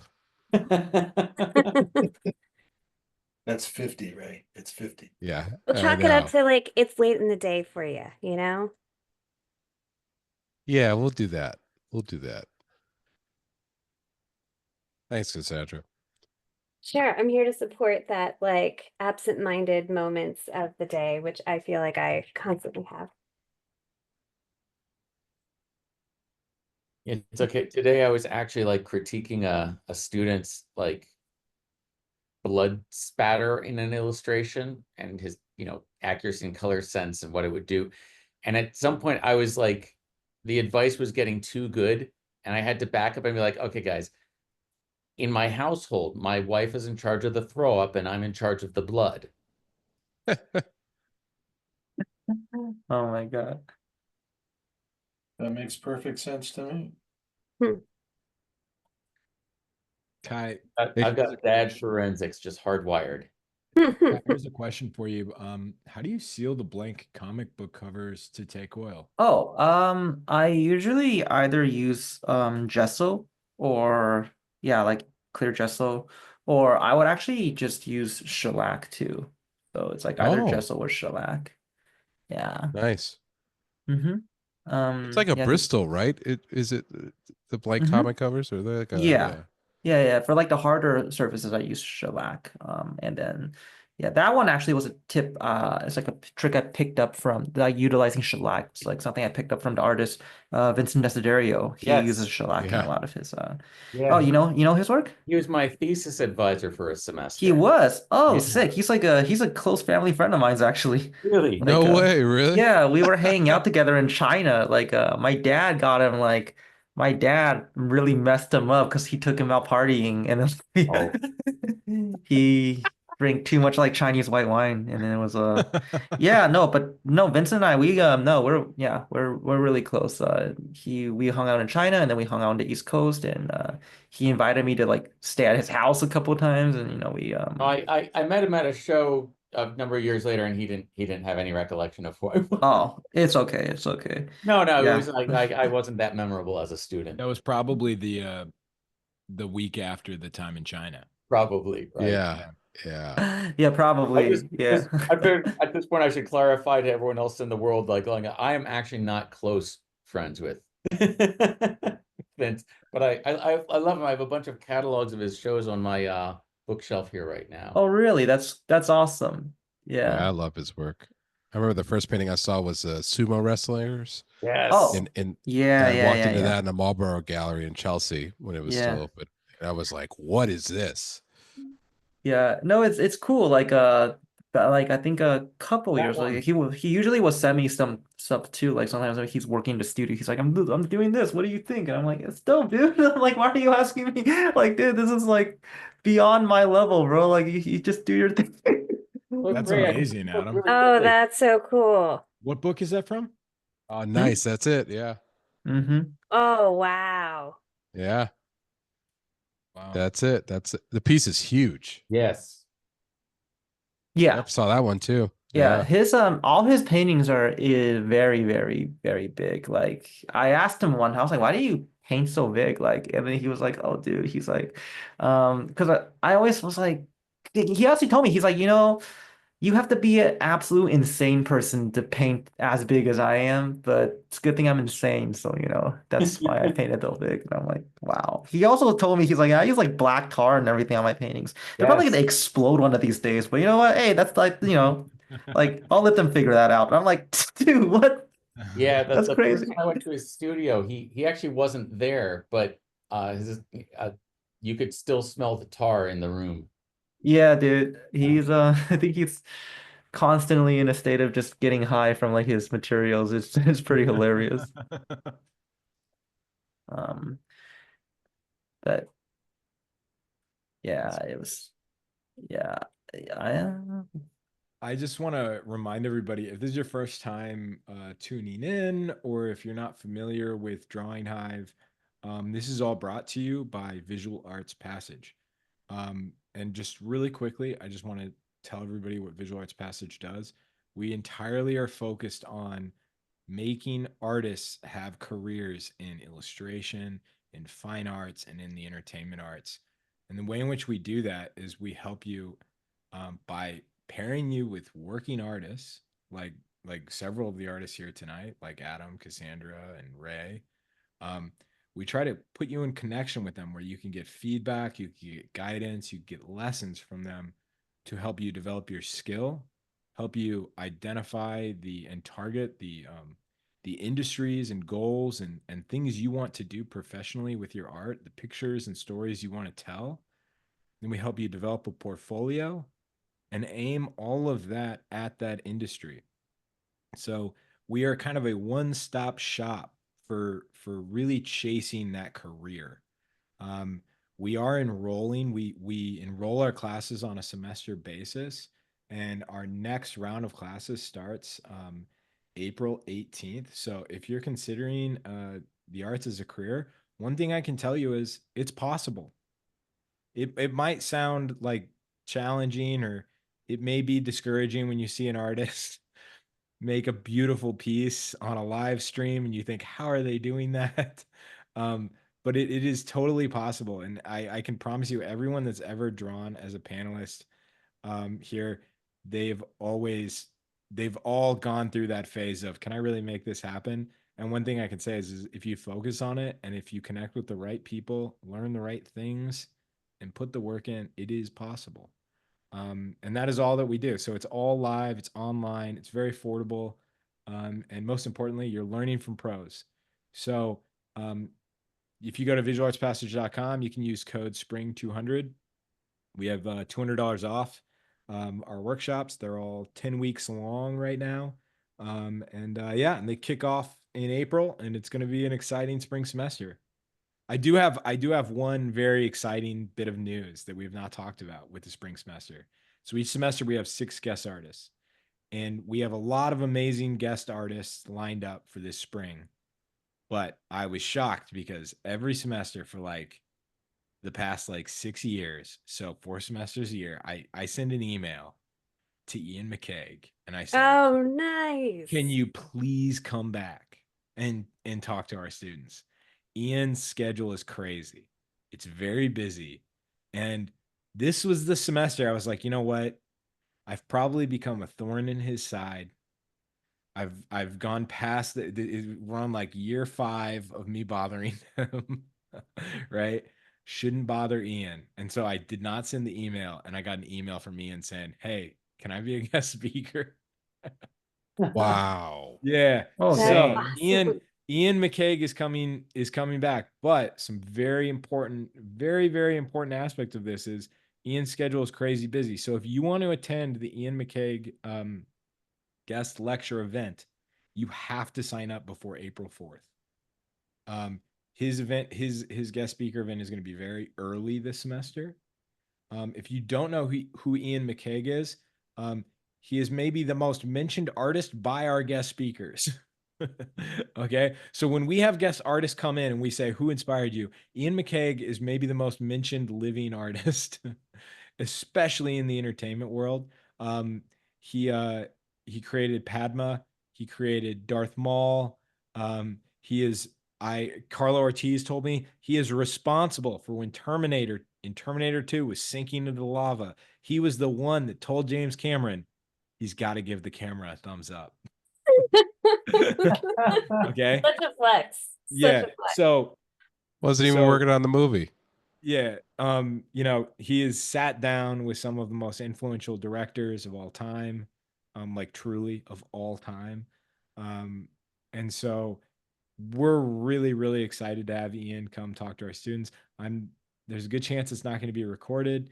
When you get a get like Ian McCaig, you kind of just say whatever you want, Ian. And so we're going to let Ian do whatever he wants. So if you do want to attend the Ian event, you got to sign up very early, by no later than April 4th. So that is all. It's code Spring 200. Thank you, everybody. I'm really excited for next semester. We'll be talking about it over the next couple weeks, but yeah, this has been a very fun night with the X-Men, though. Ian McCaig. John, how would you describe Ian McCaig? He's, first of all, he's a great personality. He communicates unbelievably well. Wes Burt told me this about Ian, which I didn't know, is he studied. Which, for anybody who's I want to like add to the lore. If you watch any like contemporary Marvel film, or really, yeah, Wes Burt's name is like top of the list for character designers on it. And Wes, Sorry. Ian, you know, he very much mentored Carla Ortiz. Okay. They have a very close relationship. But Ian, you know, just because of his early work at Lucas Studios and his connection to ILM, he's just worked on everything. He's a magnificent illustrator and concept artist. He did something in our class, and a first time he did a presentation with us, I've never seen another artist do, or certainly as well as he did. He said, everybody needs to learn, you know, we always ask, talk about yourself, talk about the industry, but try to show some kind of, do a demonstration or something that what you think the students would be interested in seeing. He chose to do a pitch, to show how to do a pitch to a studio. Oh, that's cool. It was amazing. It's like, awesome. it was absolutely amazing. And so I actually got to know of him from another artist that worked with him at ILM, is Thomas Blackshear. And I didn't realize, I was good friends with Tom, I didn't realize they knew each other as well as they did. Wow, I didn't know that. I didn't know it at all, and I know Tom pretty well. And anyway, Tom couldn't say enough great things about him, and as soon as I, you know, was around him for a little bit, I get what everybody sees in him. He's a fantastic artist, and just a really wonderful personality, nice person, fun to listen to and talk to. Very exciting. I'm always very proud when I get the big gets. That's awesome. I always say, attaboy, Timmy, to myself. You done good, kid. You done good. I give myself a pat on the shoulder and I say, attaboy. Kai, I'd feel bad if I didn't ask this because you're a guest tonight. who are some of like who is like some of your heroes, your Mount Rushmore, would you say, of artists you love? I think I pretty much mentioned them already, but basically, yeah, like got Sargent, Yeah. got Richard, of course. Let me think who else. Zorn, Anders Zorn is a big one. And recently actually, because I've been really into Leindecker. Oh yeah. Leindecker, because I don't know if you guys know this or not, but there's this museum in Stockton, California Yeah. called Hagen Museum. Do you know about that? Yeah. And Yeah. yeah, they host like the largest Leindecker collection, I think, possibly like in the world, like one of the largest. Uh, and I get to go there every time because like there's a Comic Con called Stockton Con. I get invited there as a guest, and a cool thing they do for the guests there is they will host like a private dinner in the museum. You get to eat there with all the paintings and stuff. And it wasn't just Oh Leindecker my paintings, God. like That's so cool. it's cool. It was really dope. Like, and then it's like not just that. Like, I remember the first time I was there, I was geeking out because like not only was I eating in the same room with Leindecker paintings and Bouguereau paintings and Jerome paintings and the Bierstadt paintings, like all the Hudson Valley River paintings, like I was eating in the same room with people who were like actors who were like on Breaking Bad and like the Power Rangers and like some of the voice actors I grew up watching. And I was like, we were just like all looking and just hanging out, looking at the Leindecker paintings. And I was like, this is the greatest thing ever. Like that's kind of crazy. So yeah, if you guys ever want to come check it out, yeah, it's the Hagen Museum. Um, and if anyone is ever like there in Stockton, want to come to Stockton Con, I can bring you in as like a +1 with me, go to the dinner together or something. I think it'll be cool. Cool. Be careful what you say to this crowd, Kai. You'll have 80 people at your front door. Oh, no, it's all cool. Like, and it's cool too because like that time, the museum director Susie, she's really really awesome too. Like that time, she like I asked her, I was like, "Hey, I have my oil paints here. Can I just come into the museum and do some studies of like the Leindeckers?" And she's like, "Sure." And she just opened the doors for me, like even when they were closed that day. Like they That's were closed crazy. on a Monday, and she's like, "Yeah, here you go. Access to the back door and front door is here. That's the snack room. Make yourself at home. If you want to go down, look at some of the archives, feel free." Yeah. No He's like, way. just give me a text before you leave, and then like that way I'll make sure to like lock the front door when you leave. I'm like, okay, cool. Yeah. That's Ray's checking epic. flights right now. He's trying to. I do. Like, Yeah. I honestly, I don't care. Like, I actually, everyone who's listening to this, please go check out their museum because, like, they're criminally underrated. Like, I asked them last time I was there, how many people do you guys get a year? Like, how many visitors? And you wouldn't believe it. They said, like, maybe a little less than 20,000, like 10,000 to 20,000 people a year. Mm. I'm like, really? What? That's crazy.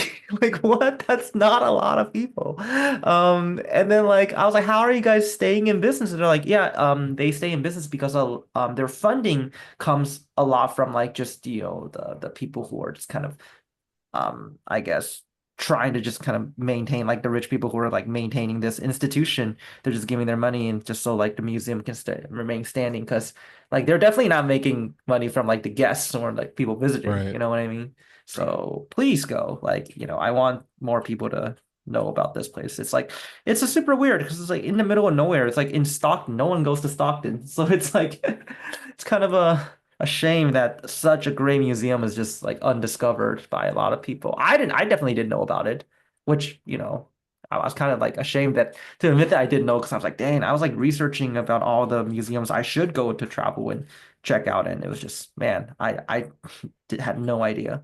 Like, so yeah, Hagen Museum. Definitely go check that out if you guys ever have the chance to. It's a good time. Yeah, my good buddy, mine's in grad school. He introduced me really to Leindecker because he had the only the old Leindecker book that was out of print Ooh, forever.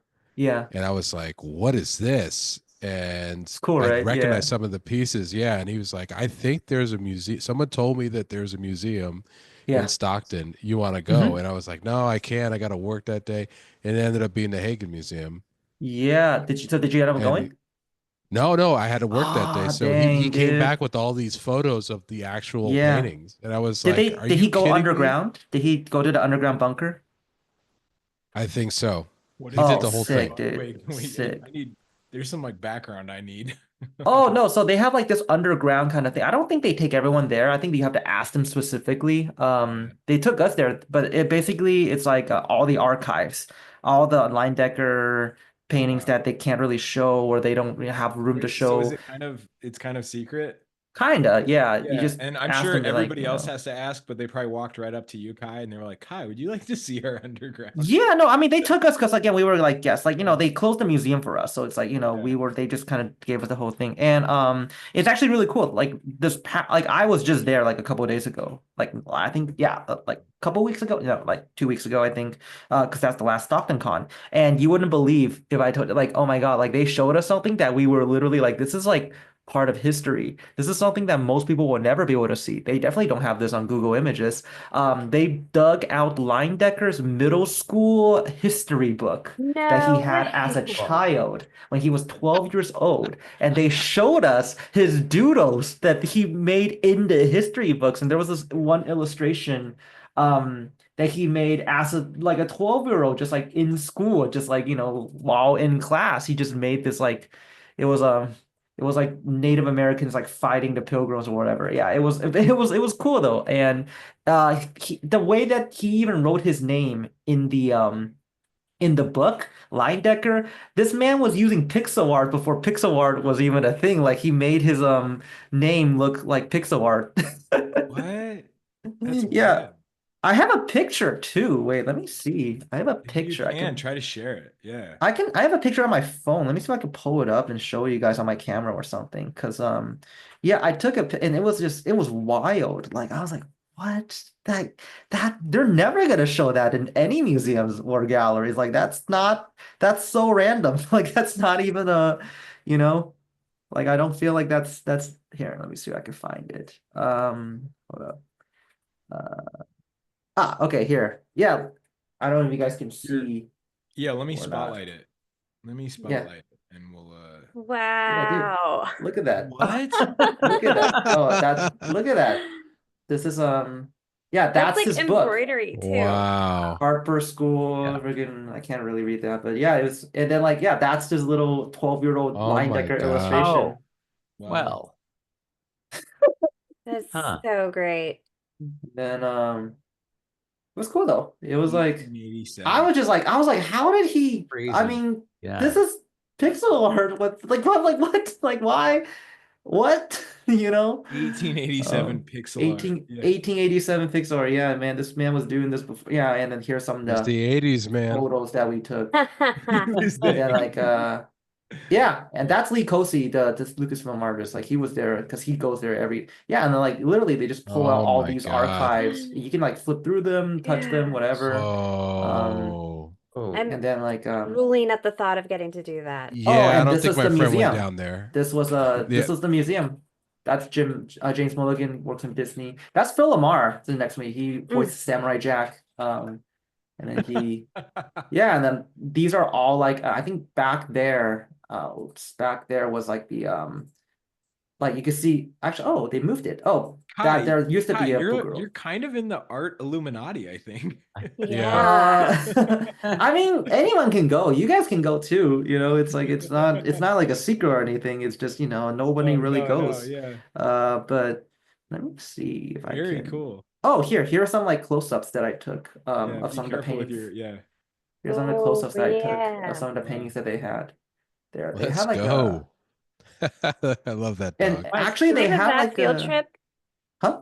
Yeah. Dream of that field trip. Honestly though, yeah, if you guys do, just let them know. Like ask for Susie, tell them that I was the one that told you guys about it, and tell her to give you the full tour. Like take you guys underground and stuff. Yeah. Show you guys like the oh yeah. This was here, this was like that's my wife right there, and then like this was all the Oh, collections nice. that they had. This was when they allowed me to kind of just go and just so I had like my setup there too that day, and then I was able to like make this little Wow. make this little painting. Oh, Of a horse. Oh, nice. Oh, Yeah, it wow. was like a little study. I had a fever that day. I was kind of upset because like I wanted to stay there longer, but I couldn't anymore because it started hurting every time I lifted my paintbrush. But it was a very cool experience. Hagen Museum. Like I can't say enough good things about them. Definitely cause like between you guys, like between you and me, like I didn't even like Leindecker before I went to that museum because like I don't know, I just feel like something about his paintings online. I just felt like it didn't have the same impact when I saw it online compared to when I saw it in person. So when people showed me his work online, um, years ago, I was like, oh, that's okay, that's cool. Like not really my thing. I wasn't really Right. into it. Felt like it was a little too simplified, right? But when I saw it in person, I'm like, oh my God, this is not just simplified. This is like just genius simplification. It's like he's like, because like he studied under Bouguereau. He was like one of Yep. Bouguereau's students, So actually they have a Leindecker painting he did as a student under Bouguereau in the Bouguereau atelier kind of manner. So and then like you could kind of see that whole progression of his Was it the male figure? no, it was a self-portrait he did as like a like 15-year Oh, old, that one. Yeah, yeah, yeah, 15, yeah. 16-year-old. Okay. Yeah. So that they have that there. Yeah. I don't know. So my friend that introduced me to Leindecker, he told me that the person at the museum told him that the Académie Julian in Paris used to have like they would have been like tons more Leindecker figure drawings, like all these studies, because they lined the entire walls with them in the Académie Julian after he left. Like he was one of Yeah. their prized students. And apparently that part had a fire and all of those drawings went up.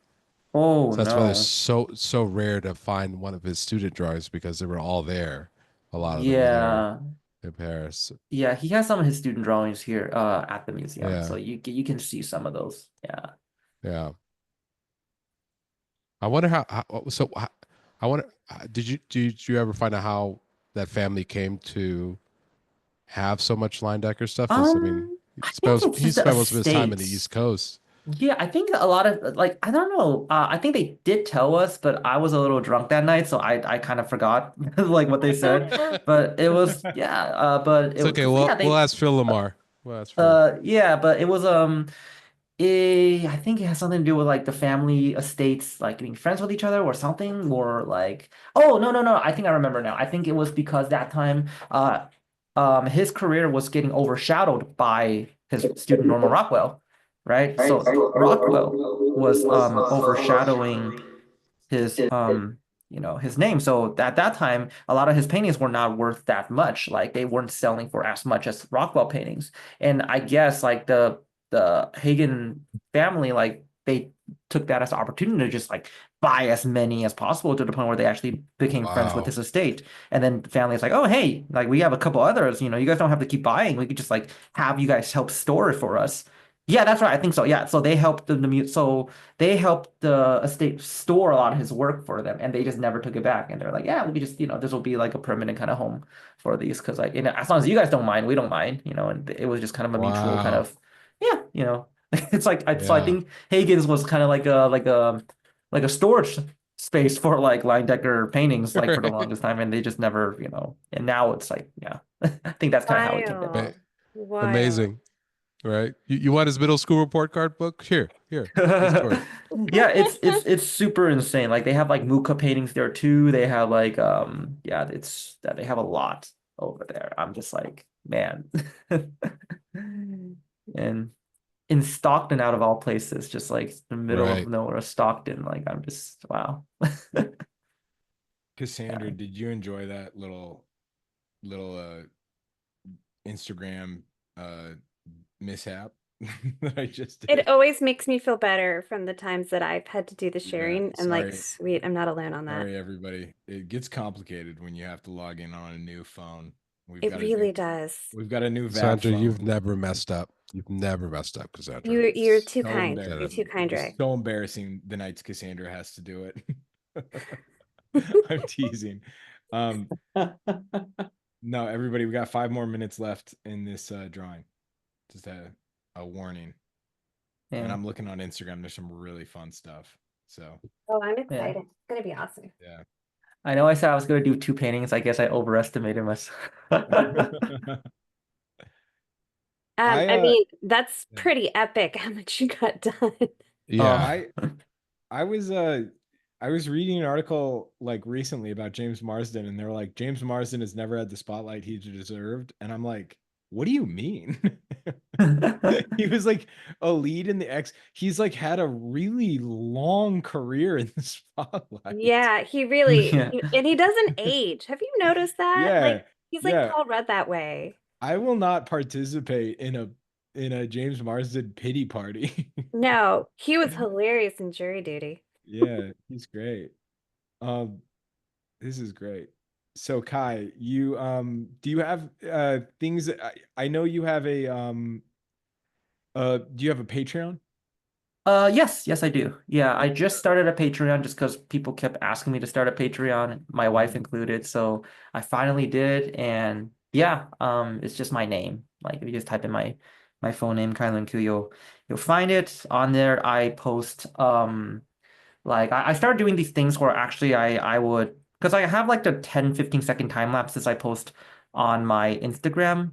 And then I did like a version of that on my Patreon, but I extended it to like maybe a 10 to 15 minute time lapse. And then I do a voiceover where I kind of talk about, what I'm kind of doing, like thought process, what I'm mixing, what I'm thinking about. So it's like a very like a TikTok like almost demonstration, like for people with short attention spans. Yeah. And I have that, and I have reference photos that I take of models and stuff on there as well. And I have a couple of larger paintings that I'm working on, and I just kind of record my Nice. process and talk about my process up there. So basically just like an inside look in the studio and inside look on my process that I usually, yeah. Yeah. So Become a patron, everybody. um, but yeah, again, thank you again for so much for having me. I had a great time being here. Yeah, Oh, I'm it's excited. so awesome having you here. Yeah, this is special having you here. Everybody, Thank you. this work is looking awesome. John, you went on to looks like you're picking up on Mr. X. I am. Oh, I just lost your video, but Oh, I'm joking. It's Professor X, but I figured people Dude, would be upset. that's a sick Mr. X. Mr. X. Love it. That's Professor X. Oh my gosh. That's Dude, so everyone's making really good work. Wow. Professor X to you, undergrad. Teacher X. Wow. I'm like looking at everyone's paintings. This is really dope. I accidentally called Professor X Well, dad. come Maybe back. This was fun. I loved watching you work and hearing you talk. That was great. Oh yeah, no, absolutely. Anytime. every Thursday night, we're here. Anytime you want to join. Mhm. Sick, of course. You've Yeah. got some love in the audience. Somebody just said Kai is definitely one of the most enigmatic guests to date. That's pretty good. Oh, really? Oh, Yeah. thank you. That's a Yeah, Kai, $10 we've had the worth Pope deal. on here, man. And that's Oh, big, man. big We had an actual hypnotist on here. and- Really? Oh, wow. That's just when I sell classes, Adam. Right. We see No. what Timmy's willing to do to make it happen. Yeah. I just if only it were that simple. This is awesome. Ray, whoa, Ray, you're cooking. Yeah, that's Yeah, Ray. Yeah, that's sick. Oh, wow. thanks. I'm done with the I think I'm stepping away from it because acrylics, I like acrylics. They just get to a point where I don't like acrylics and I want to keep my sanity. So I I feel you. appreciate it. I was just copying Kai's strokes. I'm like, oh, that's a great idea. I should do that. Oh yeah. What? I don't need to paint that. Kai's not painting it. Oh, Sweet. dude, it's all BSing from me over here. I'm just BSing everything. Oh. Yeah. Oh, but if it's cool, I'll just like do a little plug for kind of like what I was just talking about before. For if anyone who's like under the like between the age of like 16 to 22, definitely feel free to check out Daniel Key's free yearly weekend like workshop opportunity, right? Like where he'll kind of just teach you the rope. That's kind of like how I got my start. So it's called Palette Project. That's palette Oh, as cool. in like project, PALETTE, Palette Project under Daniel Keys. So anyone who's like younger, who's like if you want to learn and meet other like-minded artists your age, who's doing this, then I highly highly recommend. That's actually where me and people like Kyle Ma, Jared Brady, Stephanie Page Thompson, that's where we all met. We were all Palette Project students. Oh, no Oh, way. wow. Okay. And Wow, actually, that's the awesome. person who introduced me to Palette Project is you guys probably all know him. He's the Subway guy, the Subway artist, Devon Rodriguez. He Oh was yeah, Oh, really? he was the one that talked me into doing it because we were good friends. I mean, we're still good friends, but like, yeah, he was like the kid just trying to make this happen in New York that time, and we were all training together. And Yeah. he took a Daniel's workshop, and he was the one that told me about Palette Project, and he was the one that pushed me to apply. So it's actually thanks to him that Unbelievable. it's a very small world. Everyone, we're gonna Super keep small. talking. We're gonna keep talking for like 2 more minutes, but start posting your work. Don't wait. Pencils down. It's hashtag Drawing Hive 240, hashtag Drawing Hive and Visual Arts Passage. Put it in the caption on Instagram. I'm gonna pull it up in 2 minutes, like really in 2 minutes. We're ending on time tonight. Dad So- means it, guys. Yeah, and I mean it. I'm really gonna be strict. Kai said I have to be done on time. No, I'm teasing. But please post your work, and I want to see it because the stuff out there now looks awesome, and yeah, it's exciting. Wait, where do we post? You don't have to worry about it. You can later definitely do it, Kai, but because everybody can see it now, don't sweat it. But Okay. everybody typically posts to Instagram, and then I pull it up and we fly through all the hashtags. It's really Cool. fun. Nice. Yeah. Yeah. As if Kai wasn't hadn't shown us up already enough, right? Oh, He was gonna no, post stop, before stop. everyone. No. Yeah. Yeah. I gotta say, Daniel Keys, one of my favorite painters, especially floral painters. Dude, Daniel Unbelievable. Keys is you want to know something, a really fun little tidbit? I'll just say this, like when he won the Portrait Society of America competition, like he won the grand prize that year. Yeah, I remember that. I Yeah, remember that painting. that painting actually was a lesson he was trying to do for us, because like someone in the class in Palette Project was like, Daniel, do you only paint flowers because that's all you know how to paint? He got so offended. He was like, excuse me. He's like, I paint flowers because that's what I grew up with, but I can paint anything. I'll prove it to you guys. I'll make a portrait painting, I'll enter into Portrait Society, and I guarantee you I'll get top 50. That guy ended up taking the grand prize that year. I'm just like, that's not epic. a flat. He was standing up there. You should see him, because I was there too. I thought I was happy because like I was getting I was like in top 20 I think that time, but he got grand prize and he was standing up there and he was standing up there being like, I don't know what I'm doing here. Someone made a mistake. I don't know. I'm like, stop it, dude. Just take it. Like take Just the 25K, man. True That's the Forrest Gump best way to style. win grand Yeah. prize. Yeah. He's like, I don't know what I'm doing here. Like, I don't know. I'm like, dude, stop.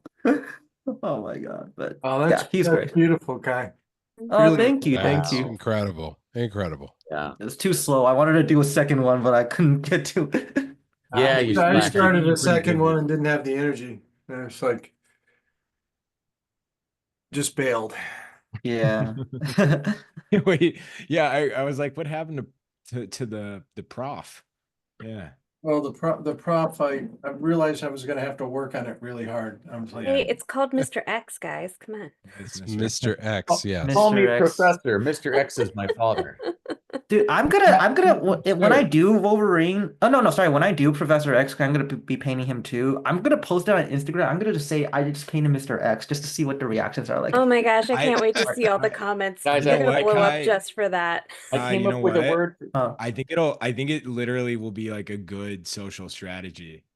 All right, so I came up with a word for that in class the other day. I decided to call it dork baiting. Oh, dude, honestly, walk in- you know walk what? into You know a- what? I'm gonna do it. Hashtag Mr. X. I'm gonna The do most, it. You walk into the a most- room and you go, yeah, live long and prosper, Picard.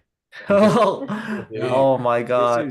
This is the Adam. I've got you beat on that because the most viral post we've ever done for Visual Arts Passage has been shared like thousands of times. It was the meme from Interstellar and it's where they're like on the planet that like if you're there for an hour, it's like 7 years on Earth. We posted it like it said like so 7 years here is 1 hour on Earth, and then the next comment was like I can finally finish my painting, right? Mm-hmm. And people lost their minds in the comment, being like, "You didn't watch you don't understand Interstellar. It's the other way around." And like it just took off, like, and so it went viral, but it's just because of hate. Honestly, hey, you know, there's no such thing as bad publicity. Publicity is publicity. Am I right? Kai, when I stumbled into that, I texted Cassandra and Ray, and I said, "Our new marketing strategy is chaos." Oh yeah, Yes, dude. that's so Rage funny. baiting. I think it's called rage We're baiting. going nuts. It's called rage baiting. Yeah, I like I geek baiting as a term, though. geek Geek bait baiting? is better, I think. Yeah. Okay, Kai, you got to check this out. What's These up? are the people drawing with us tonight. Yeah. Oh yeah. Here, let's see.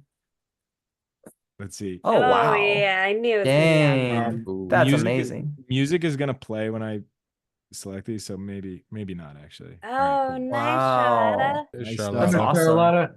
Oh, I wow, really Robert. like that. You go, Robert. Dang. Awesome. Nice. Fantastic. Wow.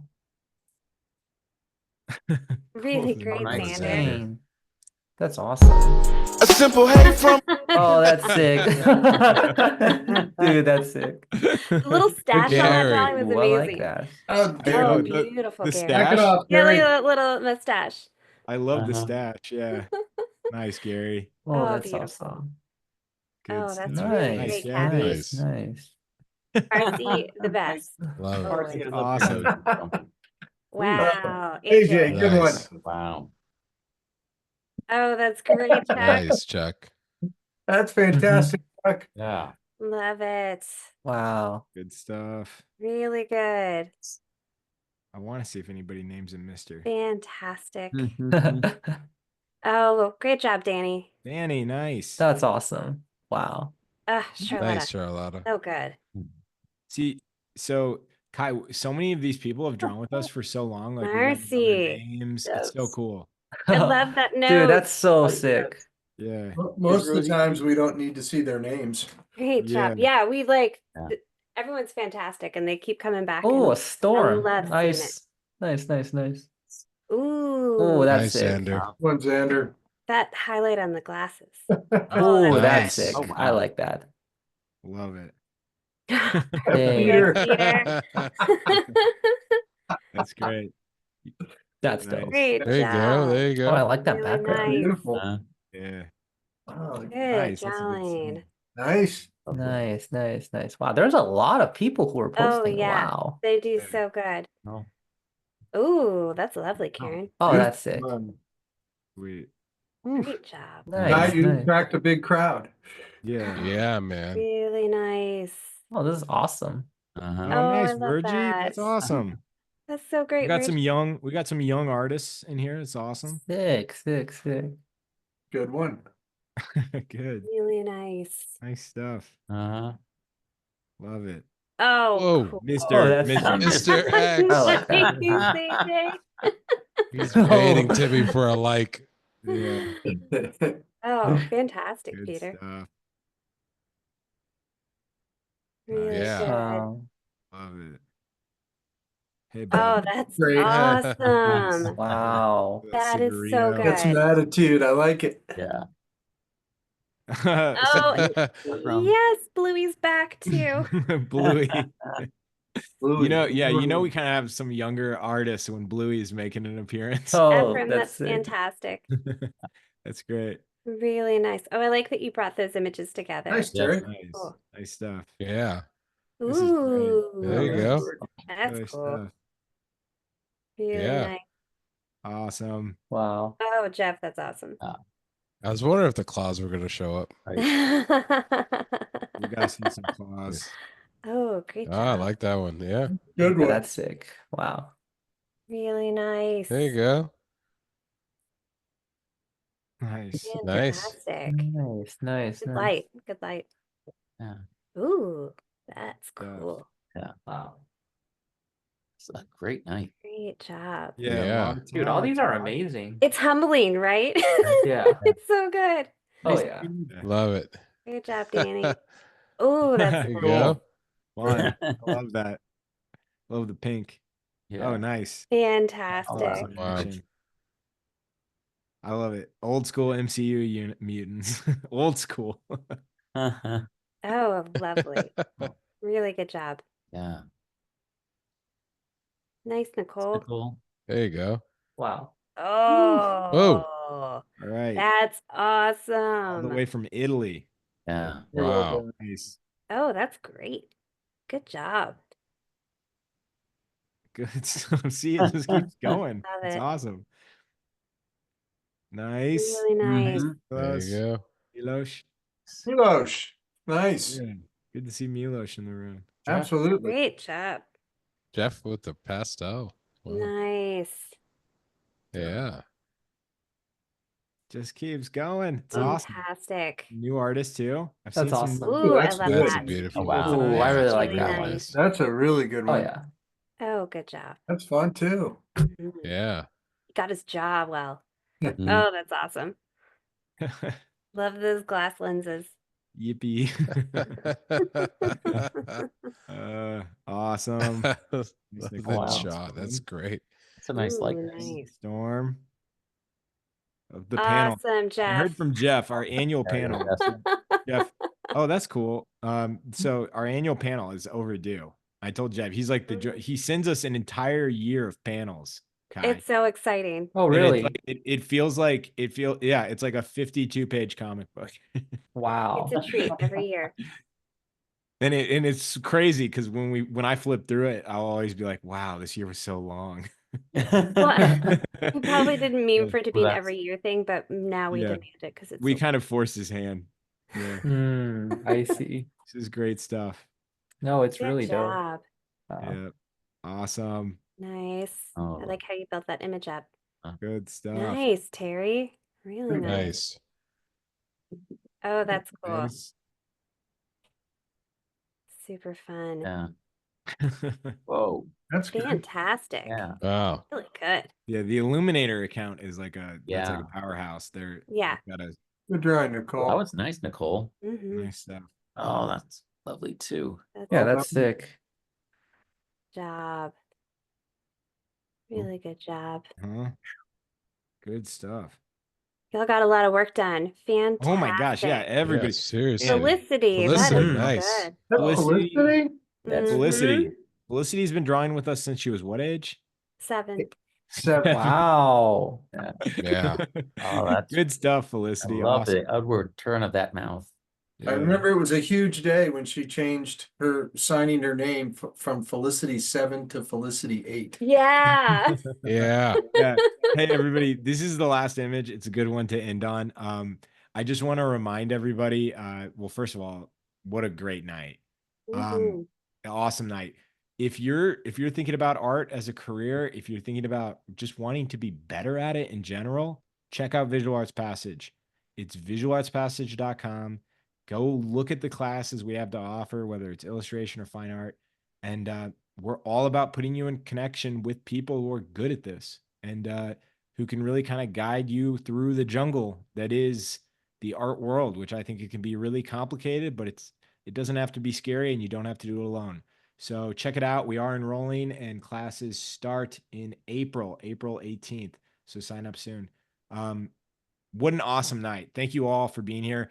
This was Kai. You made this amazing. Oh, It was thank so you, much guys. fun Thank watching you. you work. Thank you. Thank you, Yeah. Kai. Yeah, of course. Thank you, guys for Adam, having me. Cassandra, and Ray for joining us. This was great. Yeah, it's been awesome. I really hope we can get you back someday, Kai, because that Absolutely. was so awesome. Nah, All just right. send me a message. Oh, you're gonna get one in like a Yay. week. Oh, man. Yeah. Well, we're gonna try to make you a regular if we can. Sick, That was so sick. much fun. Everybody, have a great weekend. All Thanks, right. Thanks, Thank you, guys. Take care, Anthony. everyone.